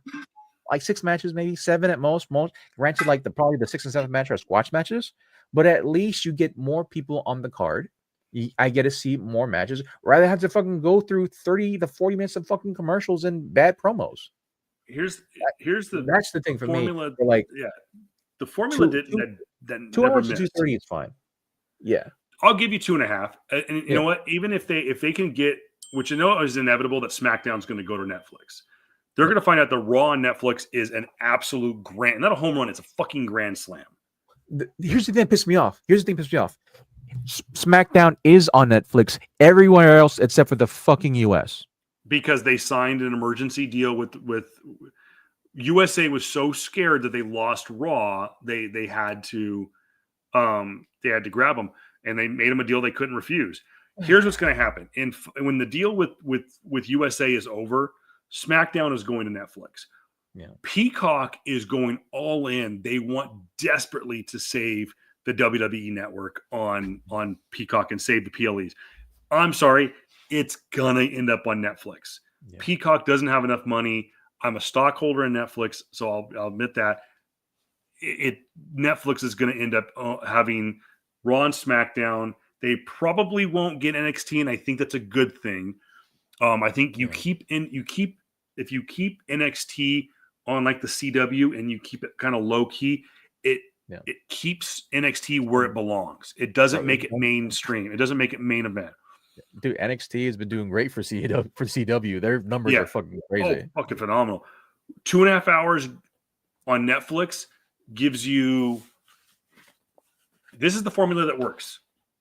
Open the show with a promo, match, backstage segment, crossover into the second hour, match, main event. So you could realistically get 5 to 6 matches in a 2.5 hour show. Yeah. And that's good. If you get a Netflix card, though, if you get the Netflix clock and you get a legit 2 hours, 5 matches is easy, and you can get quality 5 matches. Okay. You go a promo with 2, you go promo, one with the smudge in the first hour, a crossover, and 1 or 2 in the second hour, and you get a main event, and you get a chance to put Penta in the main event. You know, there you go. Put Penta and Kaiser in the main event. That's a great Monday Night Raw main event. Put Andrade. Hell, put Andrade and Miro, or what's his name? No, not Miro. What's his Rusev. Let them beat out of each other on the main event. Wait, we can't, because Rusev isn't signed. He's still with AEW. You can't, right? He's still in the hell over AEW. We can't sign him yet, or even if he wants to come back. Oh, I thought they had. Huh?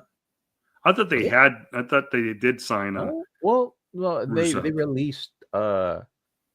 All I know is that AEW has released a number of stars in the last couple of days. Biggest one being Rey Fenix, and he's never going to come to WWE. And I do want Penta to be on a solo run, but then the Lucha Bros might come back, and there's going to be some crazy freaking matches. I'm just imagining the Lucha Bros versus Mercy Machine Guns at Mania. That looks crazy. Yeah.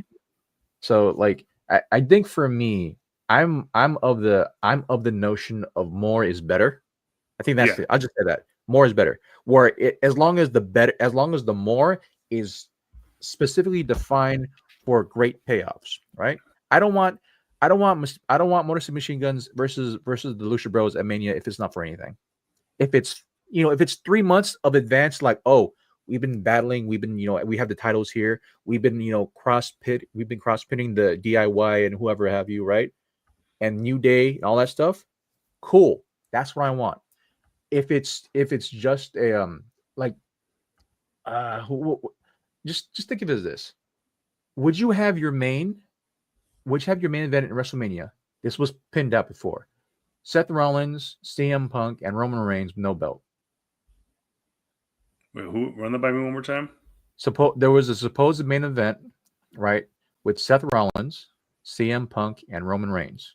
That was put out. That was. As a main night 1, no belt. That doesn't make sense. Yeah, it did. For no belt? Actually, do you know what makes sense right now? What? Seth Rollins versus Roman. No belt. Seth Rollins versus Roman, but not for the main? No, not main. That's the thing. Is you don't. So, the main event. Yeah, that's what I'm just saying. The main event was going to be proclaimed for night 1. Seth Rollins versus CM Punk and Roman Reigns. Night 1 main. No belt, nothing. Just ego. Yeah. And that just feels like a bad. That feels like fucking Stone Cold versus KO. Which was a great match. Great match, but led to nothing. Yeah. We could talk. I think we should put a pin on this because we could go round and round. She goes, but I'm going to end the discussion for those who talk about defend the 2-night thing. Okay, WrestleMania 17 to this day is considered the greatest WrestleMania of all time. Okay, the card it opened with China versus Ivory for the women's championship. And it was a schmoz, but it actually wasn't a bad match. It told a story. Eddie Guerrero versus Test for the European Championship. Kane versus the Big Show and Raven for the Hardcore Championship. That match was hilarious because that went all over the arena. Jericho versus Regal was an amazing match. Shane versus Vince. Holy crap. They beat the fuck out of each other. Then we had the TLC match, Hardy's, Dudley's, Edge, and Christian, with Spike, Rhino, and Lita involved. Then the forgotten WrestleMania match, that go back and watch it. If you get a chance to go back and watch it, do it. It's worth it. Triple H versus The Undertaker. Holy shit. That match, I think it was like 30, 45 minutes long, all over the arena. Great match. And then, of course, the great Rock versus Austin, obviously with the controversial ending with Austin turning heel, which, by the way, I'm going to leave it in for you guys in the comment section. Let me know, what was the biggest heel turn of all time? Was it Hogan turning heel and joining the NWO? Was it Austin turning heel and joining Vince McMahon? Or was it John Cena turning heel and joining The Rock? Let us know rather in the comment section about what you think is the biggest heel turn of all time. Yeah. But all that to be said, 8 matches, not all great, but none of them bad. 8 matches, one night, 4.5 hours, 67,000 people who all left happy. One of the biggest buy rates of all time. You can't beat that. If you can keep that right there, you keep a PLE at 3 hours, brother, and make WrestleMania 4.5 hours. Go one night, and you put quality matches. All I'm saying to kind of rebut against that. Which WrestleMania was that? 17. Which WrestleMania happened last year? 40. When did we stop going from 4 hours to only 2 to 3? When did we switch to 2 nights? 2 nights, or when did we switch to 2 nights? Would have been WrestleMania 30. It was the one I went to. That was the first night. First time they did it. All I'm gonna say is that from WrestleMania 17 to that time, all those years, I don't like it because the matches don't mean anything, and everyone says, well, they have to get everybody on the pay-per-view. No, they don't. No, they don't. You don't have to do anything. We don't. But at the same time, all I'm gonna say is that we're trying to go back to a day and age, back to 17, when 18, 19, 20, 21, 22 weren't anywhere near up to snuff from 17. 17 was a pinnacle of the sport. I don't think we'll ever get a WrestleMania 41 or 40. Well, yeah, last year was 40. Last year was 40. I don't think we'll ever get a WrestleMania 40 ending ever again. No. That was a good inning, but and you know what? Going back, it didn't.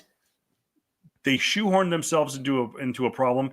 They didn't need the tag team match on Saturday night. That's all I'm saying. We can't. Well, Infinity War and Endgame, nothing will ever come close to an MCU. Just gotta leave it as is and move onward. Yeah. Well, I got some flex pulls if you don't mind me. So I got a couple of things here. For those of you who don't know, I've been an annual pass holder for Disney for the last year. And one of my great pulls, because I haven't collected comics in a while. I managed to get this Chris Liu necklace. I hope I said that right. From Disneyland. It's the old school Disneyland logo. Very rare. They would have only like maybe 4 or 5 of these a day, if that. So I rope dropped that jewelry store to get that. Picked this up last Friday off Amazon with my credit card, because that's what you were supposed to do, right? Last Friday, you were supposed to buy stuff from Amazon with your credit card. Wasn't that what you were supposed to do? Right? Isn't that what you were supposed to do? I don't know. So I bought this, one of my favorite characters from Star Wars, the Ronin. He's a black and white character with the one here. I don't know, JR, can you see the lightsaber? I don't know if you could see it. Let me see if the character the character's in black and white, and the lightsaber's in red. But he's not a bad guy. He's not a Sith. He collects red kyber crystals, and he fights with a. That'd be kind of cool if they had the inside of his coat was had the red kyber crystals. So yeah, I opened up the box so you could see it closer, JR. WrestleMania 17 was mid. Fuck you. You want to be hurtful? I'll be hurtful too, bitch. Hey, one of my favorite episodes of what's up? You're lucky you're my boy. One of my favorite episodes of Star Wars, Star Wars Clone Wars, was the episode where they went to the planet and to find their kyber crystals. Yeah. And in that episode, we met a young Padawan Jedi by the name of, I think it was Ganji, the Wookiee Padawan. Yeah. So for Life Day, conveniently, because we know Life Day is the quote unquote Star Wars Christmas, but it's technically a Wookiee Christmas. Yeah. They released on Batu a limited edition Gunji lightsaber. So there is the Wookiee lightsaber that I got back during Christmas during Life Day celebration. It's unfortunately it's not wood. It's got faux wood, but it's not grain. People were saying like they should have made like the grains actually grains. It'll be like $200 more. Okay. Yeah. So I got that. I did manage to score this. I want to say thank you to some friends of mine and Jessica's. That's the girlfriend. For going to Company D and scoring this. Now, notice this is a full-size lightsaber, right? Mm-hmm. It's proportionate to your hand, right? So, what's this thing? So, this would be the legacy lightsaber of one of the greatest saber masters of all time. That would be Jedi Master Yoda. This is Yoda's lightsaber. It is one of only 2 lightsabers that have the screw in, but this is from the Disney legacy lightsaber line, and this is the only legacy lightsaber. Let's see where's the thing. Forget there it is. That is rechargeable, so it does not need alkaline batteries. It just plugs in with the USB-C. Pretty cool little lightsaber. But this leads me to my final flex pool. Nice. As you show that off, I'm just gonna show the thing that I bought a comic. You did buy a comic. I did. Oh. Yeah, it's the. I know which one that is. That's Kitty Pryde and Colossus. Yeah, Sasha X-Men #6. Yeah, I just bought this one a couple of days ago through eBay because like, oh shoot, I was just looking up, checking through prices, seeing how everything is. Everything on comics right now for collecting has gone down because, well, all that money is gone now. But granted, like, I just want to check out some stuff, and then I just saw this on like, oh, I'm just give a shot at it, and I bought it for a decent price. Yeah. What's funny is one of my favorite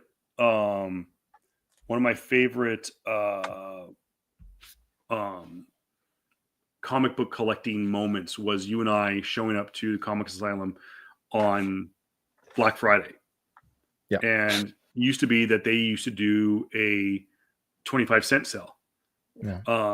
And you and I got there early and we're flipping the long boxes where they had the sale. And Javel Q used to like to hide diamonds in the rough.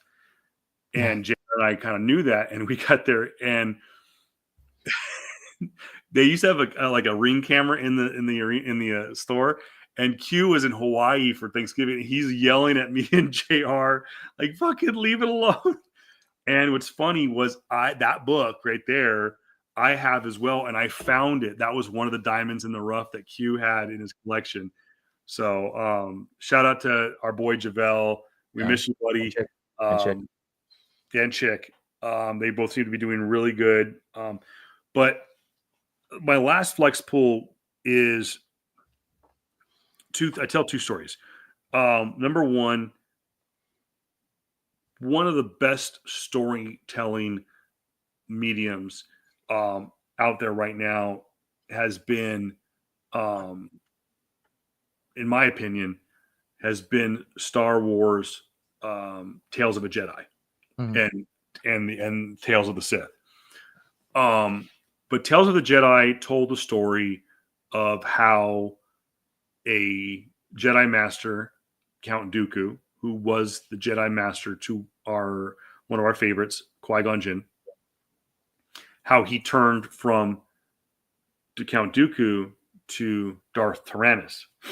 And I loved the character. I think the actor, I think, is Christopher Lee, did a phenomenal job with him because he was such a classically trained actor, and Count Dooku was kind of a character, and it was kind of cool how he fought with his saber. It was very fencing, it was very proper. So I came up with an idea. Tell the story. I came up with an idea at Comic-Con a couple of years ago to do a cosplay. And the cosplay I'm going to do is a crossover between Count Dooku and Doctor Strange. And so I needed a very specific lightsaber. Now, the only lightsaber that Disney had for the longest time was the actual Count Dooku, which was his Jedi saber, which I believe was I think it was a blue lightsaber. And so I was like, well, I don't need that one. I want the red one. So I couldn't find it. Well, I did eventually find it, and it is ever so slightly different, but in color. But this is the Darth Tyrannus lightsaber, legacy lightsaber from Disney. And this is the lightsaber that I'm going to use for my eventual cosplay of Doctor Strange and Count Dooku. And I do have the Doctor Strange robe or cloak, whatever you want to call it. And then I have the Eye of Agamotto, which actually I can take the time stone out of and put the reality stone and make it red. So that's my flex pool for the week. And obviously, JR, you had yours as well. I keep on forgetting for the longest time that that Christopher Lee played both Count Dooku and oh my god, I forgot his name, dude. He was in Lord of the Rings, Two Towers. Yeah, he was Saruman. Yeah, Saruman. So I just keep on forgetting that. Like, oh yeah. Oh yeah, he's one of the few that did that got to do multiple genre stuff. $1 million franchises. Yeah, it's crazy. But yeah, man. Oh, dude. We did another marathon show. JR Comic also not JR Comics 42. His link to his eBay page is there. Dude needs the cash. I think he finally got a new chair. Yeah, I mean it's still a decent chair. I do intend to. I'm getting to bad hobbies, guys. Not bad hobbies, just expensive hobbies again. I'm going into. Can we say this on this thing? I'm going into personal defense. I'll just say that. Personal defense hobbies, and that's a very expensive hobby. So, it is, especially in the state of California. So he is also not JR Comics 42 on Instagram. The link to his eBay page is there. I am Kevin Pillow at Voice of Reason 23 on all social media platforms. Let us know in the comments below about our questions for the day. Who you think should replace Kathleen Kennedy as the president of Lucasfilm, and also who was the best? What was the best heel turn? Was it Hogan at Bash of the Beach? Was it Austin at WrestleMania 17, or was it John Cena at Elimination Chamber last weekend? Let us know. Who was yours? Who was yours? Mine. Kevin? It's tough because I didn't see Cena's coming, but I don't think you can beat Hogan. Yeah, same. Like, I mean, Hogan's one was just, it shook the landscape. Oh, it changed. It turned red. To me, it was the Hogan turning was the Winter Soldier of the pro wrestling. It turned wrestling on its head, just like Winter Soldier did to the MCU. Yeah. So that's the best way to put it. So he is Jared Comic-Kungan. Yeah, I am Kevin Pillow. It is late, and the time is up. The time is now. You can't see me. I'm pretty sure you can see him now. Actually, I'm pretty sure a lot of people can see him now. But let us know if we also should do a WrestleMania show. I'm really leaning towards that. I think it would be a lot of fun. Interesting. Yep. All right. As always. Peace. Hopefully it won't take us 4 months or longer. Yeah. No, I think we're going to do things on the regular now that I've got I'm working on a studio, but I've got some space now that I can kind of help. So, Chilling. All right, chilling. All right, guys. We will see you after a while. Click the button, Kevin. Oh, wait, click the Every button twice. single